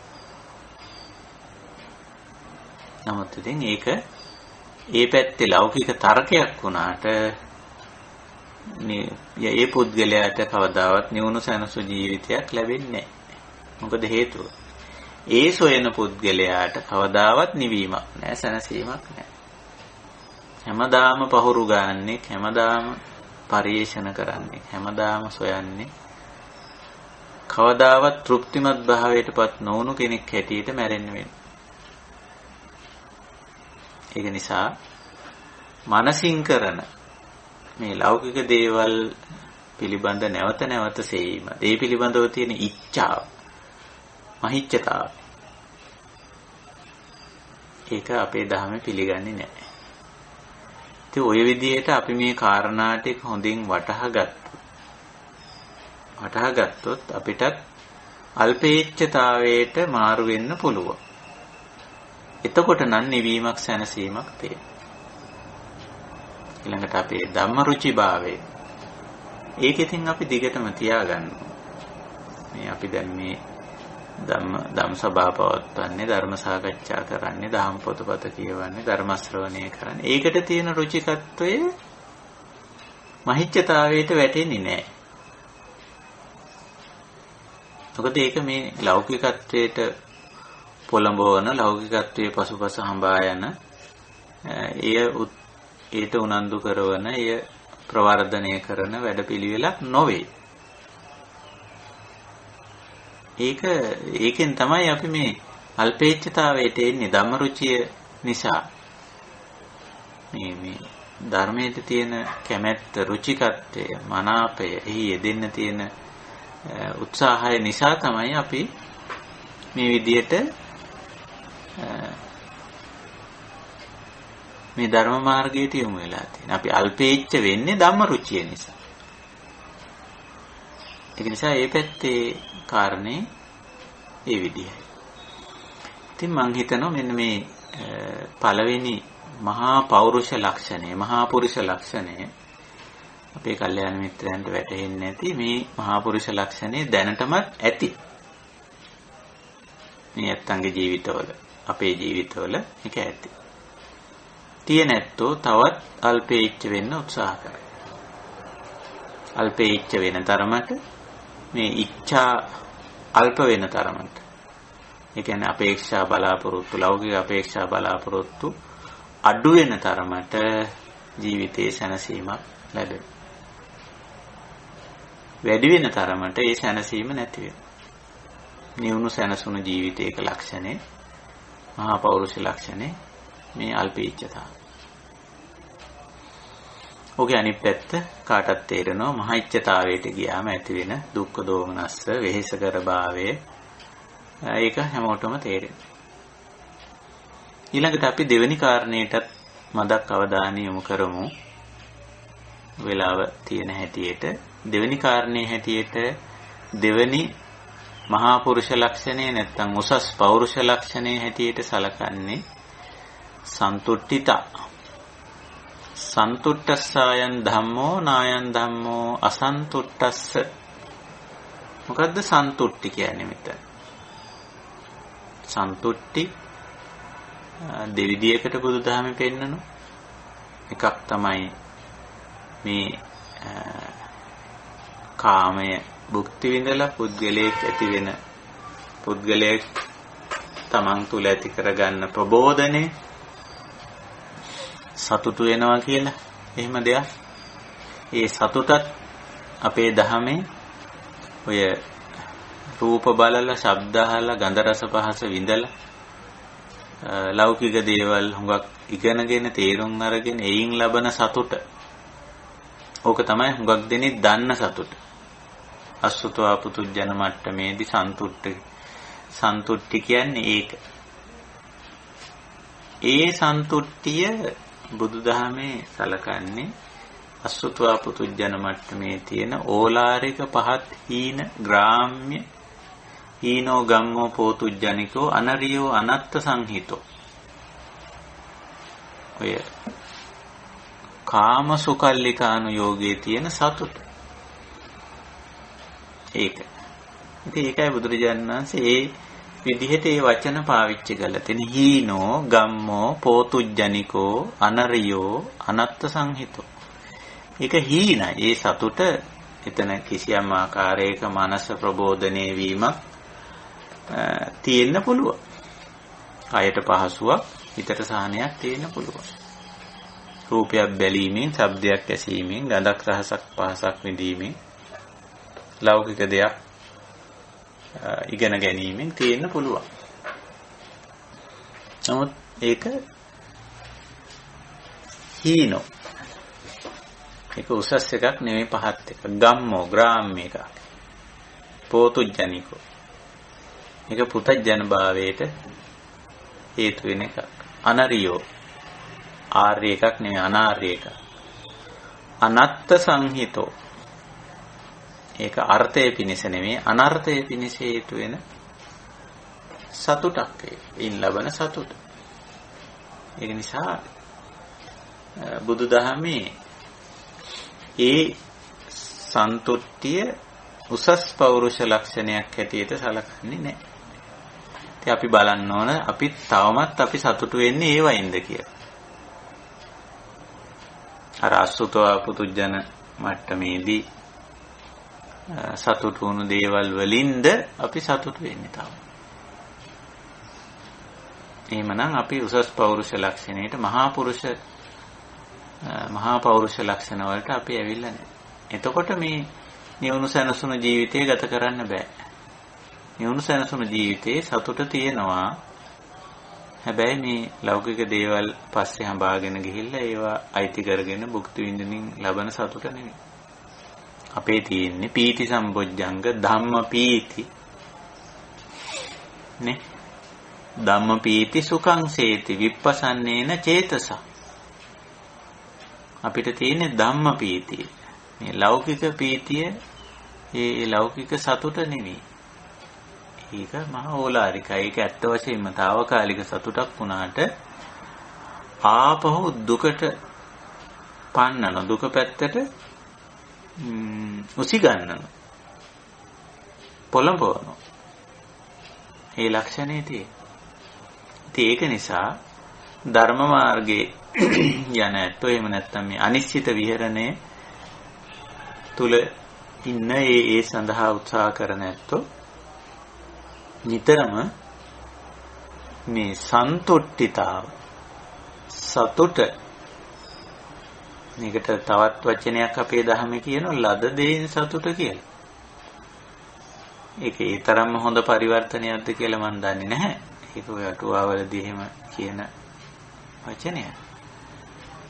ලද දෙයින් සතුටු නෙමෙයි. ලද දෙයින් සතුට කිව්වොත් ඉතින් ලෞකික දේවලුත් ලැබෙන්න පුළුවන්. ලද දේ ගණීට වැටෙන්න පුළුවන්. මේ කාම වස්තු කාම දේවල් පවා ලැබෙන්න පුළුවන් කෙනෙකුට. එහෙම නෙමෙයි මේකේ තියෙනවා හරියට තෝරා බේරාගෙන මේ ඕලාරික පහත් හීන දීන දේවල් වලින් ලබා ගන්නා වූ සතුට වෙනුවට ඊට වඩා මේ ධර්මය තුලින් ප්‍රඥාව වර්ධනය කරගෙන සීලය වඩාගෙන සමාධිය වඩාගෙන එයින් අන්නේ තුලින් ලබන සන්තුෂ්ටිය ඒක තමයි උසස් පෞරුෂ ලක්ෂණයක් වෙන්නේ. ගෙවල් දොරවල් හදාගෙන යාන වාහන අරගෙන අඹදරුවෝ ඇති කරගෙන තනතුරු දාන්න මාන්න හදාගෙන මැටි ඇමතිකම් අරගෙන එහෙමත් සතුටු වීම තියනව නැතුව නෙවෙයි. ඒකටත් මිනිස්සු සන්තුෂ්ටි සතුට කියලා අප්පුඩි ගහලා උඩ පැනලා පාටි දාලා එහෙමත් කරනවා. ඒක නෙවෙයි මේ සන්තුෂ්ටිතා කියලා කියන්නේ අපේ දහම. ඒ වයින් පුළුවන් තරම් දුරස් වෙලා මේ දහම අවබෝධ කරගෙන තමාගේ සිල් ගුණය ඇති කරගෙන එයින් ලබන සතුට තමන් නිවැරදි කෙනෙක් වෙලා නිවැරදි කායික හැසිරීම නිවැරදි වචන භාවිතය ඉතින්ට ඇවිල්ලා ලබන සතුට ඒ වගේම සමාධි ගුණය වඩාගෙන නිවැරදි සිතුම් පැතුම් රටාවකට ඇවිල්ලා යහපත් සිතුම් පැතුම් ඇත්තෙක් බවට පත් වෙලා ඒකෙන් ලබන සතුට මේ උසස් පෞරුෂ ලක්ෂණ. නිවැරදි අවබෝධය ප්‍රඥාවන්තකම ඇති කරගෙන එයින් ලබන සතුට. ඒක මහා උසස් එකක්. ශ්‍රේෂ්ඨ එකක්. ආර්ය එකක්. අත්ත සංහිතෝ. අරියෝ අත්ත සංහිතෝ. ඒක ආර්ය එකක් උසස් එකක්. යහපත පිණිස හේතු වෙන එකක්. මෙන්න මේ විදිහට මේ සන්තුට්ටි සතුට කියන එක ජීවිතයට අවශ්‍යයි. සන්තුට්ඨිතාව සතුටින් ඉන්න ගතිය මහා පෞරුෂ ලක්ෂණයක්. මහා පුරුෂ ලක්ෂණයක්. සතුටින් ඉන්න ස්වභාවය. අපි සතුටින් ඉන්න ඕන. මේ ධර්ම මාර්ගය නැත්තෝ අපි කොයි වෙලාවකවත් අසතුටින් ඉන්නේ නැහැ. අසතුටින් ඉන්න අවශ්‍යතාවයක් නැහැ. ඒක එක්තරා අකුසලයක්. දුකින් ඉන්න ගතිය, අසතුටින් ඉන්න ගතිය. මූණු එල්ලගෙන හිත නරක කරගෙන ඒක අකුසලයක්.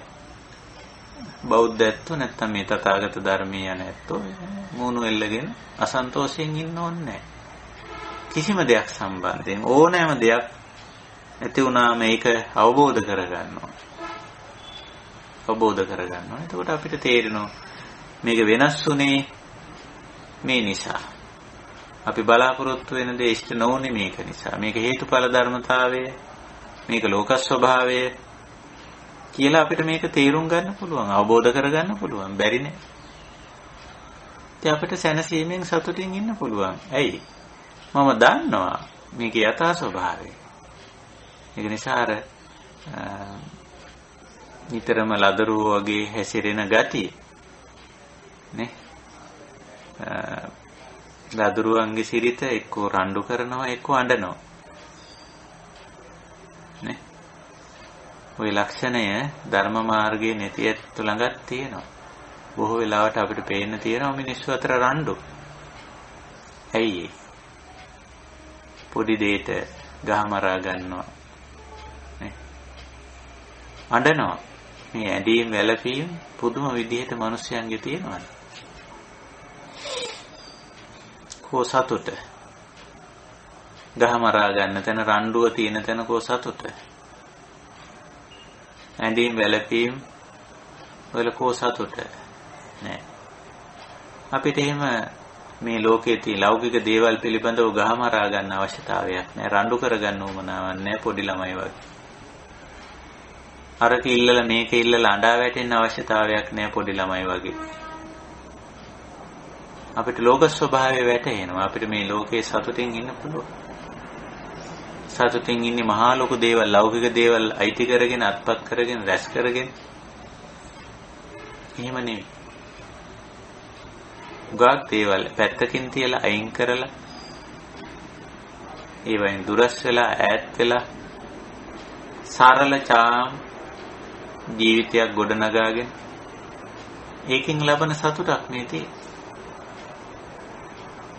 මේක තමයි මහා පෞරුෂ ලක්ෂණය, මහා පුරුෂ ලක්ෂණ. බලන්න අපේ ජීවිතවලත් මේ උතුම් ගුණාංග තියෙනවද කියලා. ඉතින් මේ ගුණාංග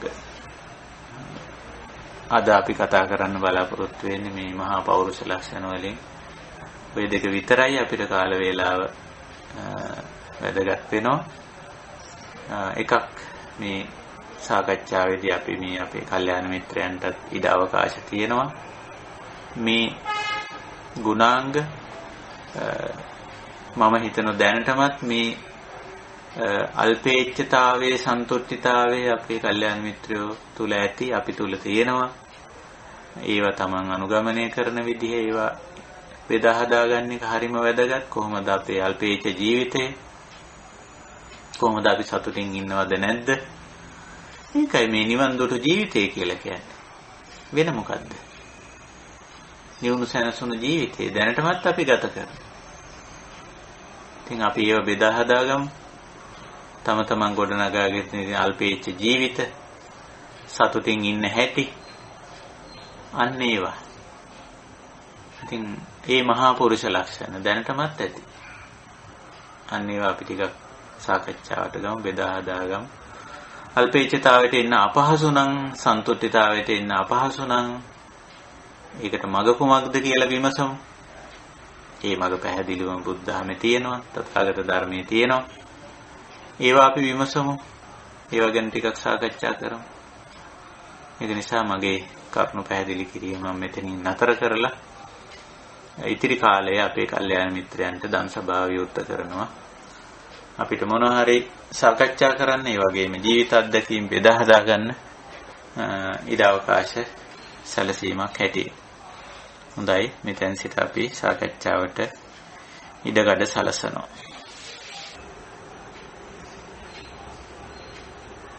අවසරයි ස්වාමීන් වහන්සේ.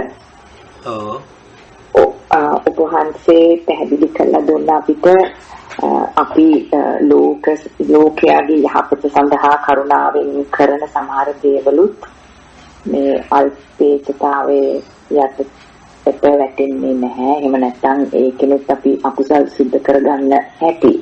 එතකොට ස්වාමීන් වහන්සේ දැන් යමෙක්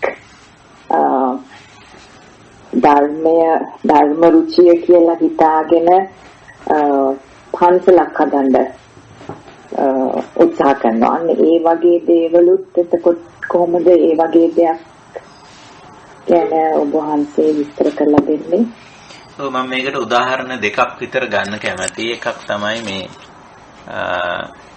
අපි හිතමු ලෞකික අංශයේ දෙයක් කියලා අපි අලුතෙන් බෙහෙතක් හොයාගන්නවා. අපි හිතමු වෛද්‍ය ශාස්ත්‍රයේ පරීක්ෂණයක දැන් මේ දවස්වල කොරෝනා වෛරස් එක පැතිරලා යන නිසා දැන් වෛද්‍ය පරීක්ෂණ ක්ෂේත්‍රවල අය ගොඩාක් උනන්දු වෙලා යම් යම් දේවල් හොයනවානේ. ඒ කියන්නේ මේකට යම් කිසි ප්‍රතිකර්මයක් කරගන්න ඕන නිසා එහෙම පරීක්ෂණයක් කරනවා. ඕක අපි එක උදාහරණයක් ගමු. ඊළඟට ඔබතුමී කියන උදාහරණය අපි ගන්න යම් කිසි කෙනෙක් මේ ධර්ම මධ්‍යස්ථානයක්, මේ ධර්මයේ අනිත් අයට අහන්න, ශ්‍රවණය කරන්න, පුහුණු වෙන්න සුදුසු ස්ථානයක් සකස් කරනවා. එතකොට දැන් මෙතන උදාහරණ දෙකක් එවැනි දේවල් ගැන සොයනවා, පරිේෂණ කරනවා, විමසනවා, නිර්මාණය කරනවා. එතකොට මේ මහිච්ඡතාවයට අදාළ කාරණේ අපි මේ ඔබතුමී මතු කරන්නේ. එතකොට මෙතන තියෙනවා හොඳට අපි කල්පනා කරලා බලන්න ඕන කාරණා දෙකක් මෙතෙන්දී. අපි යම් යම් දේවල් ගැන අලුතෙන් නිර්මාණය කරනකොට, සොයනකොට, පරිේෂණ කරනකොට ඒකේ අදාළත්වය කොතෙන්ටද මේක අදාළ වෙන්නේ? මනුෂ්‍යයාගේ යහපැවැත්මට, මනුෂ්‍යයාගේ හැබැයි අවශ්‍යතාවයක් සපුරනවද මේ පරිේෂණ, මේ කරන ගවේෂණය? ඒක හොයලා බලන්න ඕන. එතකොට එහෙම දෙයක් අපිට කියන්න බෑ අනවශ්‍යයි කියලා. දැන් අපි මම උදාහරණයක් ගත්තේ ඒකයි මේ දවස්වල ලෝකේ පුරාම පැතිරලා යන මේ රෝගයට කිසියම් ප්‍රතිකර්මයක් සොයන්න වෛද්‍ය පරීක්ෂණ ක්ෂේත්‍රවල ඇත්තෝ ගොඩාක් මහන්සි වෙනවා ලෝකේ පුරාම. එතකොට ඒ ගවේෂණය ඒ සෙවීම අපි දහමට අනුව හරියටම අපේ දහමට අනුව හිතුවොත් ඒක අර මහිච්ඡතාවයට නැත්තම් මේ තව මේ ලෞකික දේවල් පිළිබඳව පහුරු ගෑමක් හැටියට සලකන්න බෑ. මොකද මෙතන අවශ්‍යතාවයක් පැන නැගිලා තියෙන හැබැයි අවශ්‍යතාවයක් තියෙනවනේ. හැබැයිම අවශ්‍යතාවයක් තියෙනවා. ඉතින් ඒ වෙනුවෙන් කරන පරිේෂණ. නමුත් හැබැයි මේ පරිේෂණය කරන කෙනා වුණත් ඒක ලැබෙන්නත් පුළුවන් නොලැබෙන්නත් පුළුවන් කියන අර ගැඹුරු දහමේ පිහිටලා මේ පරිේෂණය කරන්න ඕනේ. ඒක තමයි අපේ ස්වභාවය. මේ පරිේෂණය කරුණාවෙන් මෛත්‍රියෙන් කරන්නේ. මොකද බොහෝ දෙනෙක් දුකටපත් වෙලා ඉන්න අවස්ථාවේ පර දුක්ඛේ සති සාධූනං හදේ කම්පනං කරෝති इति කරුණානේ. ඒකනේ අපේ කරුණාව පිළිබඳ විග්‍රහය. එතකොට බොහෝ දෙනෙක් දුකටපත් වෙලා ඉන්න අවස්ථාවේ අපි මේ දුකින් මුදවා ගැනීම සඳහා යම්කිසි දෙයක් ගවේෂණය කරනවා, හොයනවා, පරිේෂණය කරනවා. එතකොට ඒක අර ලෞකික දෙයක්, කාමයේ සම්බන්ධ දෙයක් පිළිබඳව කරන පරිේෂණයක් හැටියට සලකන්නේ නැහැ. සලකන්න බෑ අපිට. අදහමට අනුව අපිට ඒක පැහැදිලි. හැබැයි ඒක කරන තැනත්තා නිත්‍ය සංඥාවක් තියාගන්න නැතුව උපරිම උත්සාහ කරනවා එහෙම දෙයක් හොයාගන්න. නමුත් ඒක ලැබෙන්නත් පුළුවන් නොලැබෙන්නත් පුළුවන් කියන බොහෝම උපේක්ෂා සාගත මධ්‍යස්ථ හිතින් ඒ දේ කරන්න. එහෙම නැත්නම් අර මේක මම ලබා ගන්නවමයි කොහොම හරි මේක ලබා ගත්තේ නැතොත් වැඩක් නැහැ කියන තැන වගේ ඉඳලා කටයුතු කරොත් ඒ පුද්ගලයාට ඒකෙන් දුකක් උපදිනවා. දුකකටපත් වෙනවා. ඒ නිසා මේ වගේ හැබෑම අවශ්‍යතාව වෙනුවෙන් අපි කරන විමසීම්, ගවේෂණ, පරිේෂණ මේ ගණේට අයිති වෙන්නේ නැහැ. මහිච්ඡතාවයට ඇතුළත් වෙන්නේ නැහැ ඒක. මොකද ඒක ඇත්ත වශයෙන්ම අවශ්‍යතාවයක්. කාටත් ඒක පැහැදිලි. ඊළඟට අපි දෙවෙනි උදාහරණය ඔබතුමී කිව්වේ කිසියම් ධර්ම මධ්‍යස්ථානයක් අපි නිර්මාණය කරනවා, ගොඩනගනවා, පන්සලක් හදනවා කියන කී අදහස ඒකනේ. ඒ කියන්නේ ලෝකයට යහපතක් වෙන්න මේ දහම අහන්න, ශ්‍රවණය කරන්න, පුහුණු වෙන්න සුදුසු දහම් පුහුණු ආයතනයක්. ඒකටනේ අපි පන්සලක් කියන්නේ සාමාන්‍යයෙන්. එහෙම තැනක් සකස් කරමු. ඒකේ අවශ්‍යතාවය මොකද්ද? මේක ලෞකික දෙයක් සඳහාද? ලෞකික උමනාකමක් ඉෂ්ට සිද්ධ කරනවද? එහෙම දෙයක්ද කියලා අපිට ඒකත් හරියටම බලන්න පුළුවන්. ඇත්ත වශයෙන්ම අපි පන්සල් හදනවා කියුවට දැන් සමහර වෙලාවට ඒක ඒ අවශ්‍යතාවයට කරන දේවල් නොවෙන්නත් පුළුවන්. දැන් පන්සල් විහෙර විහාරස්ථාන හදනවා. හැබැයි ඒවා සමහර විට හදන්නේ හැදෙන්නේ අත්‍යවශ්‍ය දේ නෙමෙයි. නේ? අත්‍යවශ්‍ය දේ නෙමෙයි. දැන් ධර්මශාලාව හැදෙන්න ඕන පන්සලේ ධර්මශාලාව ගරා වැටලා තියෙදි තොරණක් හැදෙන. නේ? පන්සල ඉස්සරහා විශාල තොරණක් හදන. එතකොට දැන් මේ තොරණ අවශ්‍යද දහම් පුහුණුවට? තොරණ අවශ්‍ය නැහැ නේ. ඒතර ධර්මශාලාව හැදුනොත් ඒ ධර්මශාලාවට එකතු වෙලා බණක් අහන්න, සීල් සමාදන් වෙන්න, ධර්ම සාකච්ඡාවක් කරන්න, දරුවන්ට දහම් පාසල පවත්වන්න. ඒ වගේ දෙයකට ඔන්න අදාළත්වයක් තියෙනවා. ඒ ගොඩ නැගීම, ඒ නිර්මාණය කිරීම. නමුත් පන්සල ඉදිරියේ මහා තොරණක් හදන්නේ ඒක අදාළත්වයක් නැහැ. එතකොට අපි මේ ධර්ම මාර්ගයේදී අපි කරන ගවේෂණ, පරිේෂණ, නිර්මාණ අපි හොඳට අපිට ඕක හිතලා මතලා හොඳට කරන්න පුළුවන්. එතකොට මේ මහිච්ඡතාවයට අයිති වෙන්නේ නැහැ. ඉතින් අන්න එහෙම දෙයක් ඔබතුමී මතු කර කාරණේට මට ওই ටික තමයි පැහැදිලි කරන්න වෙන්නේ. තව මොන හරි මොකද ඔබතුමීගේ අදහස? මම හිතනවා ඔබ වහන්සේ තාමත් හොඳට ඒ කාරණේ පැහැදිලි කළා. ඒ කියන්නේ අපේ අපි ගාව තියෙන බලාපොරොත්තු මොකද්ද කියන එක මත තමයි අල්පේච්ඡතාවයට හෝ මහිච්ඡතාවයට පත් වෙන්නේ කියන එක.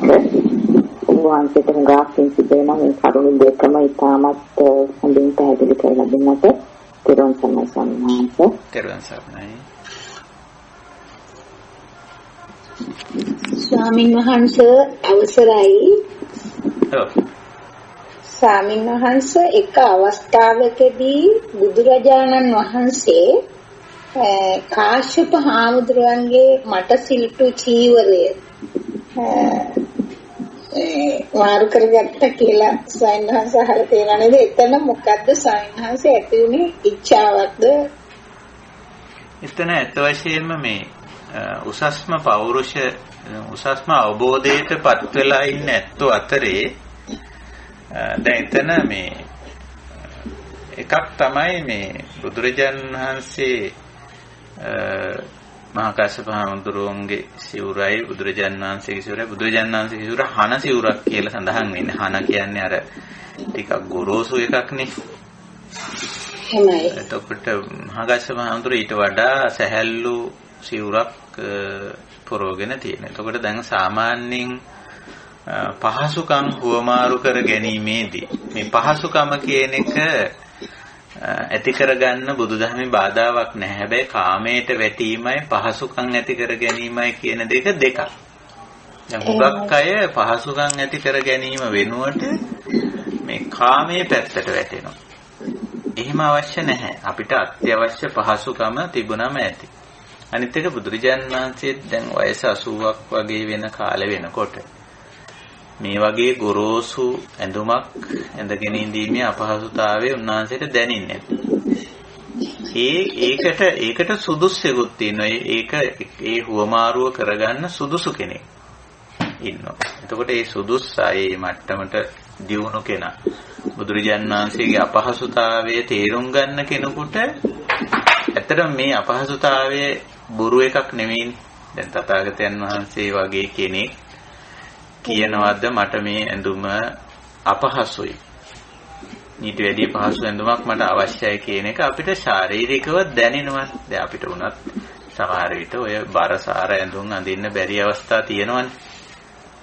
ඉතින් සැහැල්ලු ඇඳුමකට මාරු වෙන්න අපේ අවශ්‍යතාවය ඇති වෙනවා. එතකොට වයසට ගිය මහලු වයසටපත් වුණු තථාගතයන් වහන්සේට මේ බර ඇඳුම ඇත්තටම බරක් වෙන්නේ නැති. මොකද මේක අහක දාන්නත් බෑ. සාමාන්‍යයෙන් චීවරය අහක දාන්න බෑ.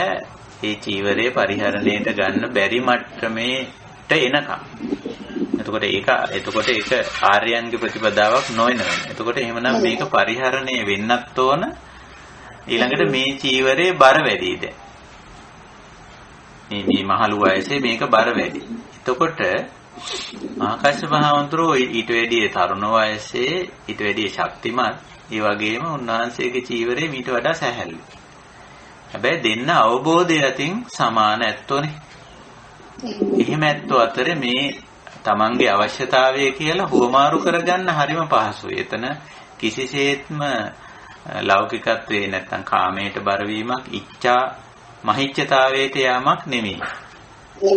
අවශ්‍යතාවයේ සලකලා අනිත් එක අර දෙන්නම හොඳ අවබෝධයකින් ඉන්නේ නැත්තෝ. මහා කාශ්‍යප හාමුදුරන්ට තේරෙනවා. බුදුරජාන් වහන්සේගේ නමුත් මහා කාශ්‍යප හාමුදුරන්ට කියන්න බෑනේ මගේ සිවුර පොරව ගන්න ඔබ වහන්සේගේ සිවුර මට දෙන්න කියන්න බෑ. ඉතින් නමුත් අර ඉල්ලීමයි ආපුවාම ඒක හරිම උගක්ම කැමැත්තෙන් කරන්න පුළුවන්. මොකද බුදුරජාණන් වහන්සේ මේ බර සිවුරක් පෙරවගෙන අමාරුවෙන් මේ මහලු ජීවිතය ගත කරනවා උන්වහන්සේට පේනවා. ඉතින් මේ අවස්ථාව හරිම මේ ලොකු ගැඹුරු අවබෝධයකින් යුක්ත දෙන්නේ තමන්ගේ අවශ්‍යතාව හුවමාරු කරගන්න ආකාරය බලන්න.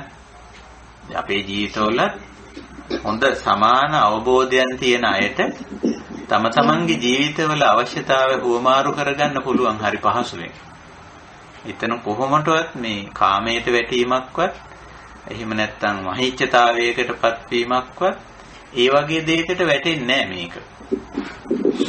ඇත්ත වශයෙන්ම අවශ්‍ය දෙයක් නෙමේ හුවමාරු කරගන්න. ඉතින් එහෙම දෙයක් ඔතන තියෙනවා. ඉතින් ඒ తত্ত্বය අපේ ආර්ය ජීවිතේ අපි ඇත්තටම ඇති කරගන්න ඕන. අපි නිකන් ලැජ්ජ වෙන්න ඕනේ නැහැ. අපිට මේ දේ කරගන්න අවශ්‍යයි. මට මෙන්න මේ අවශ්‍යතාවය තියෙනවා. අනතිමානී බලන කොච්චර බුදුරජාණන් වහන්සේ නිහතමානී කෙනෙක්ද කියලා. තමන්ගේ අවශ්‍යතාවය මහා කස්සප හාමුදුරන්ට කිව්වා. කස්සප මාගේ සිවුර බර වැඩි. මට දැන් මේක අමාරුයි. මේ හන සිවුර.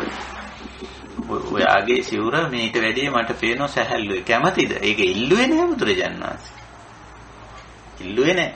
මහා කස්සප කැමතිද සිවුර මාරු කරගන්න? එතකොට දැන් අපේ ආර්ය ක්‍රමයේ එහෙමයි. අපි හැමෝටම ඇත්ත වශයෙන්ම අවශ්‍යතාවය ඇති වෙනවා. වමනාකම් ඇති වෙනවා. අපි අනිත් එක්කෙනාට අපිට පේනවා අනිත් එක්කෙනාට පුළුවන් මට මේ සේවය සපයන්න නැත්නම් මේ භාණ්ඩය ලබා දෙන්න පුළුවන්.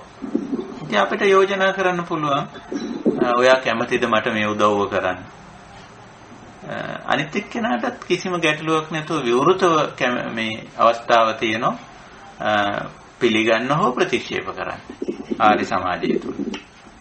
ඉතින් එවැනි මහා උසස් මේ අදහස් හුවමාරු උසස් විදිහට භාණ්ඩ හුවමාරු කර ගැනීම තම තමන්ගේ අවශ්‍යතා එකිනෙකාට කියලා ඒ අවශ්‍යතා එකිනෙකාගෙන් ඉෂ්ට කර ගැනීම මේ ආර්ය මහ පෞරුෂ ලක්ෂණ මේවා.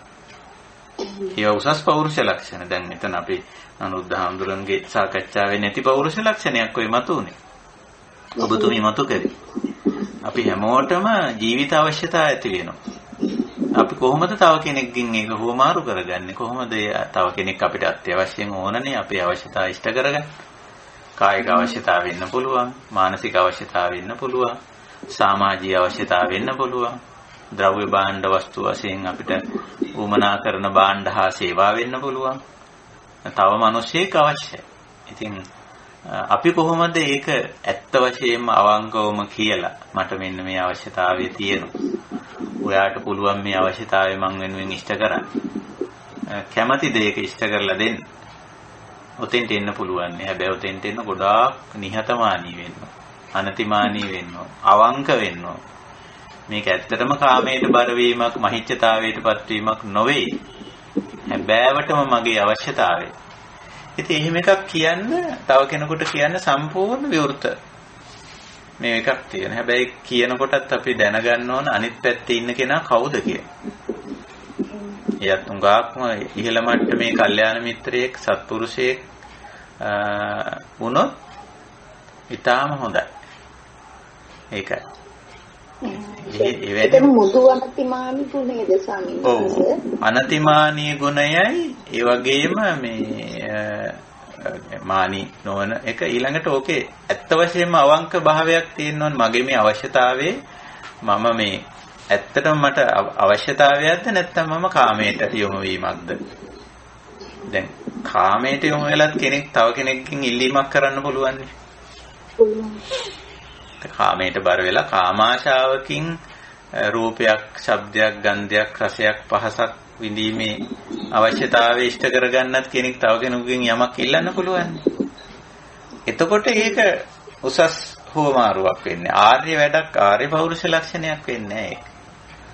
මෙතන තියෙන්නේ එතකොට ඒකේ අර අවංකව Taman ඇත්තටම බලන්න ඕන මේක හැබෑම අවශ්‍යතාවයක්ද කියලා. එතන අවංක භාවයයි නිහතමානී භාවයයි අනතිමානී භාවයයි ප්‍රධාන වශයෙන්. ඉතින් හුඟක්ම අපිට ඉල්ලන්න පුළුවන්, හුඟක්ම හොඳයි තව කෙනෙක් ඉල්ලන එක අපිට වඩා ගතිගුණ වලින් ඉහළ කෙනෙක්ගෙන් යමක් ඉල්ලන එක තමයි මේ ඉල්ලීමේදී හුඟක්ම හොඳ. ඉතින් ඒක නිසා අපිට හුඟක් ඉල්ලන්න සුදුසුම අය බුදුන් රහතුන් වගේ අය. ඒගොල්ලන්ගෙන් අපිට ඕනම දෙයක් ඉල්ලන්න පුළුවන්. නිතරම අපි ඉල්ලනකොට බලන්න ඕන අපිට වඩා ගුණ ධර්ම වලින් උසස් කෙනෙකුගෙන් ඉල්ලන්න පුරුදු වෙන්න ඕන. දැන් අපි පුරුදු වෙලා තියෙන්නේ උසස් අයගෙන් ඉල්ලන්නේ. අපි පුරුදු වෙලා තියෙන්නේ එහෙමනේ නෑ. අපි ඉල්ලන්න ඕන අපිට වැඩිය ගුණ ධර්ම වලින්, සත්පුරුෂ ගුණ වලින් ඉහළ අයගෙන්, කල්යාණ මිත්‍රයන්ගෙන් ඉල්ලන්න ඕන. ඒකයි ස්වභාවය. ඉතින් එතකොට තමයි මේ හුවමාරුව හරි ශ්‍රේෂ්ඨ වෙන්නේ.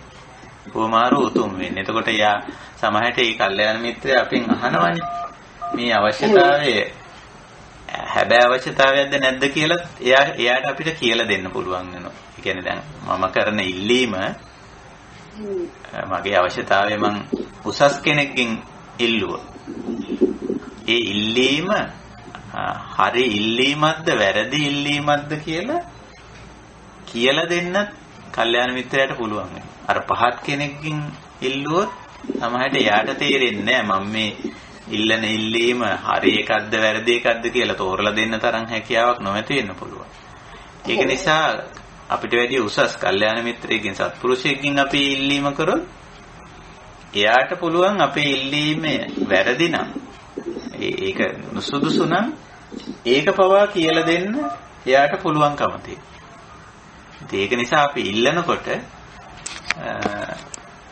උසස් කෙනෙක්ගෙන් ඉල්ලන එක තමයි හොඳ. ඒකයි ස්වභාවය. එතකොට අපේ හැමෝටම වහන්සේට ගොඩාක් කුසල. අවසරයි ස්වාමීන් වහන්සේ. ඔව් මත්. මේ සමාජ සේවා ආයතනයක් තියෙනවා බොහොම හොඳ වැඩ කරන. ඔව්. ඒකෙන් මේ බෙදා හැරියා කොස්පඩ ලක්ෂයක්ද කොයිද පාසල් ළමුන්ට ගෙවත් සිටවන්න කියලා. එවැනි වැඩක් කරනකොට ඒක මොන අංගයටද වැටහෙන්නේ? ඒක මාත්‍ය අපි අර කලින් කතා කළා වගේ අපි හිතමු දැන් පරිසරයේ පැවැත්ම නරක අතට හැරිලා තියෙනවා නම් එතකොට අපිට සිද්ධ වෙනෝනේ දැන් මේ කොරෝනා රෝගයක් පැතිරලා යනවා වගේ අපි ලෝක පරිසරයේ නරක පැත්තට දැන් හැරිලා තියෙනවනේ අත්ත වශයෙන්ම. අපි අවංකවම දැන් අපේ දත්ත තොරතුරු සංඛ්‍යා ලේඛන ගණනය කිරීම යටතේ අපි පැහැදිලිවම දකිනවා ලෝකේ සාමාන්‍යයෙන් සත්වයන්ට පැවැත්මට අවශ්‍ය කරන පරිසර තත්ත්වය ඊටාම පහළ නරක තත්ත්වයට ඇද වැටිලා තියෙනවා කියලා. එතකොට ඒ අනුව කෙනෙකුට පුළුවන් මේ තමන්ගෙන් ලෝකයට කරන සේවයක් හැටියට කරුණාවෙන් මෛත්‍රියෙන් ගහකොළ හිටවන. දැන් මමත් එහෙම කෙනෙක්.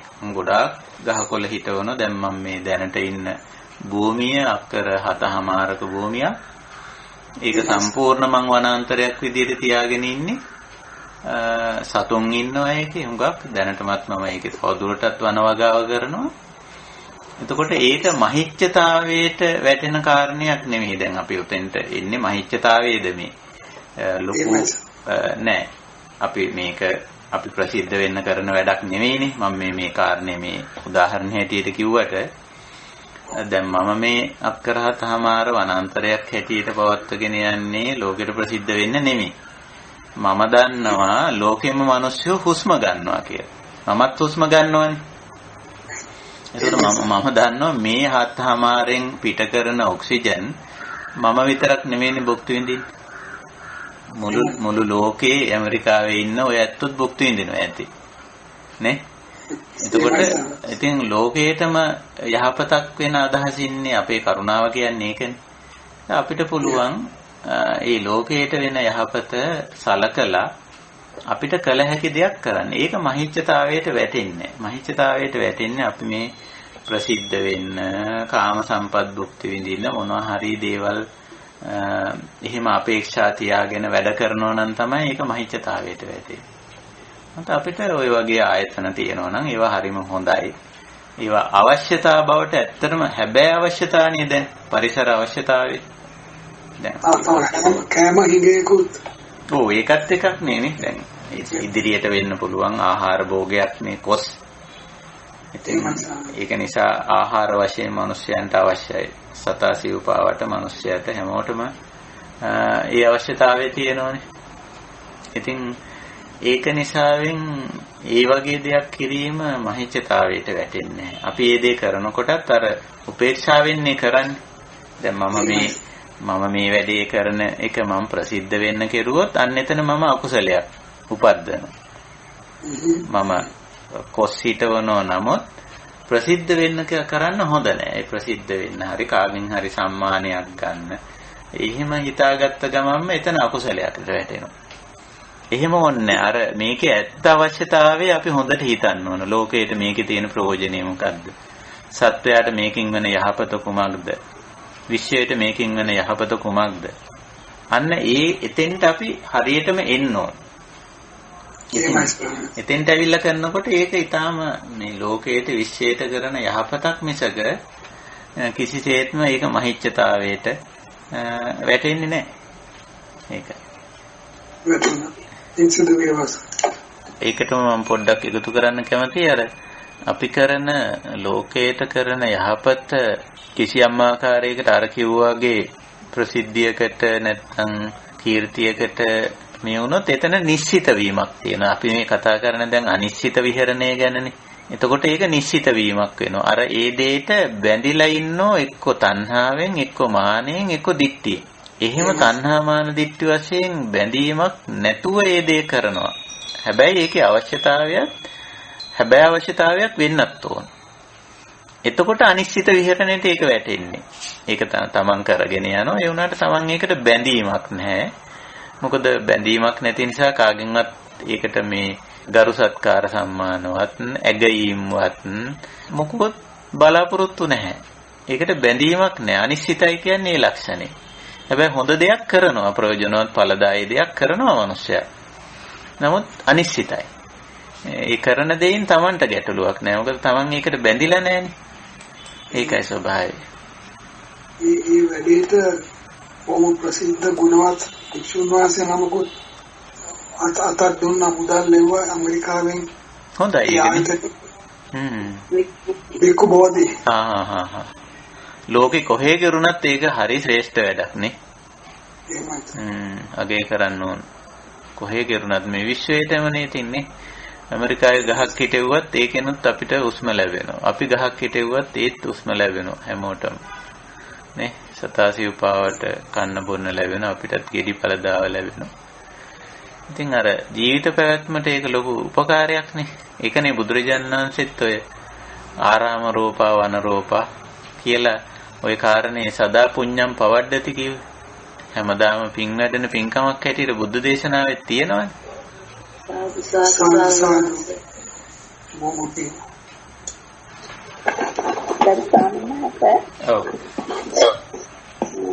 දැන් අපිට එදිනදා ජීවිතයේදී උමන වැඩක යෙදුණත් මේ අපේ හිත හැම තිස්සම කියනවා ඉබලද හැම තිස්සම ධර්මය අහන්න ඕනේ, ධර්මය තේරුම් ගන්න ඕනේ, ඒක ගැටලු ලියන්න ඕනේ කියන චිත්ත කල්පනාවෙන් හැමතිස්සම ඒකට ඉබේම දිවෙනවා, හිත යොමු වෙනවා.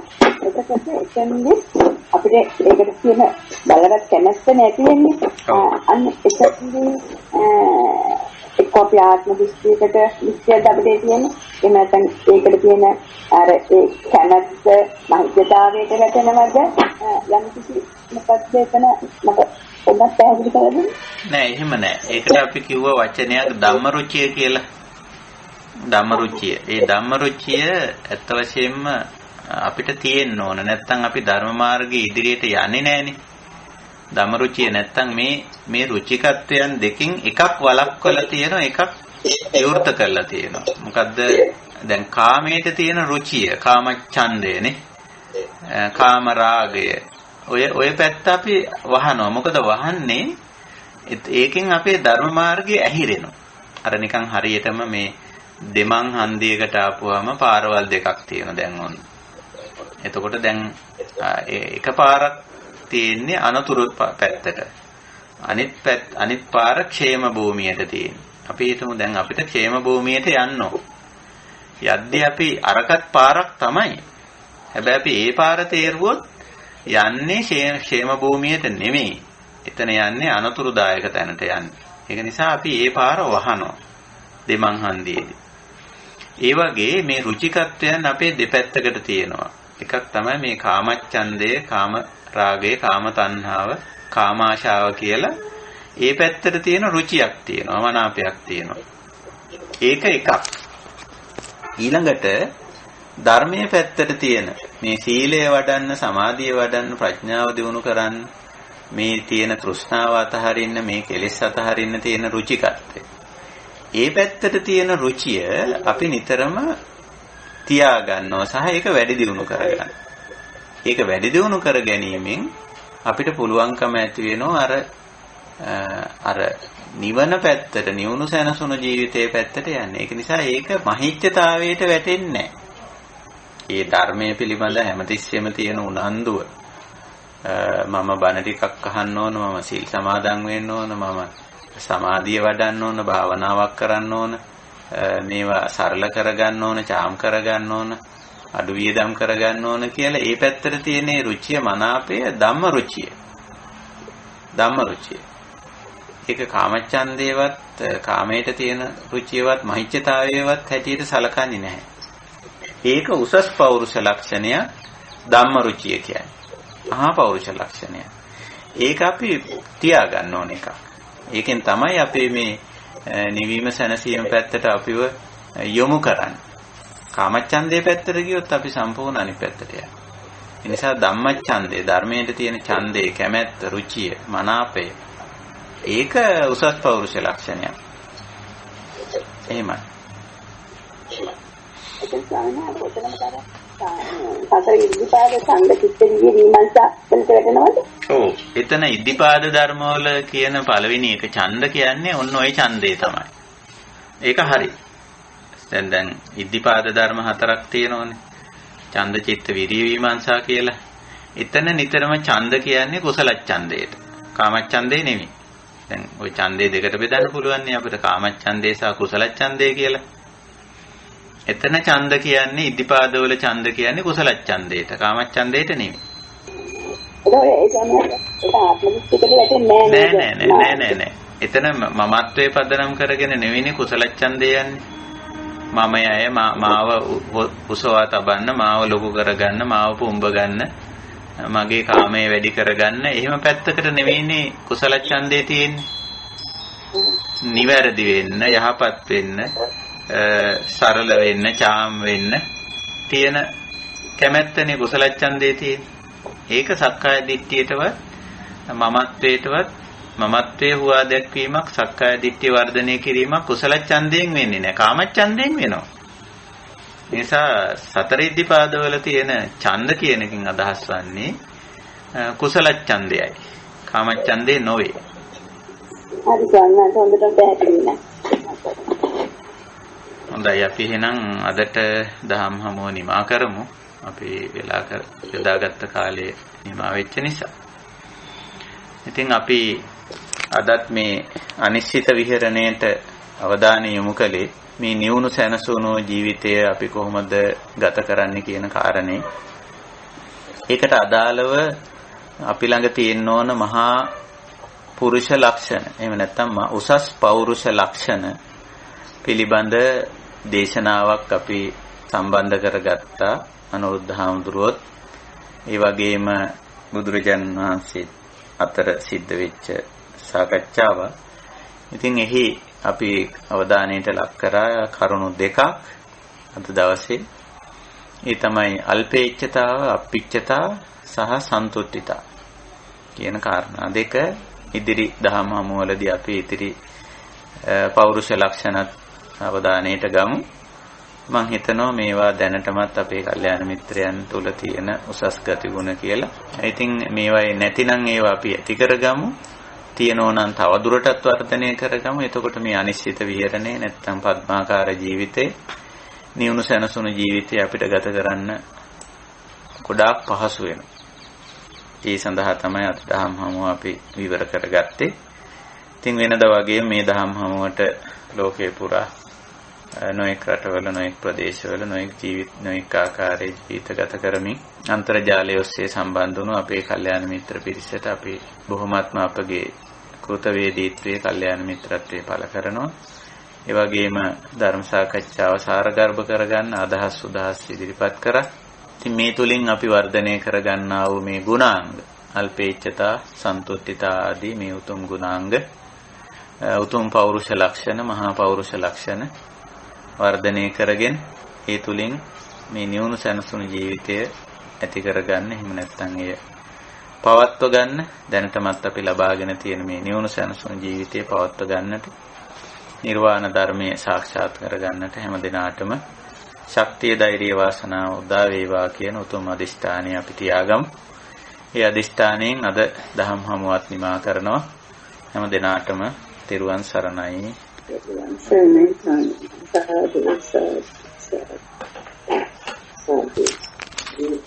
දෛ තෙරුවන් සරණයි හැම දිනාටම.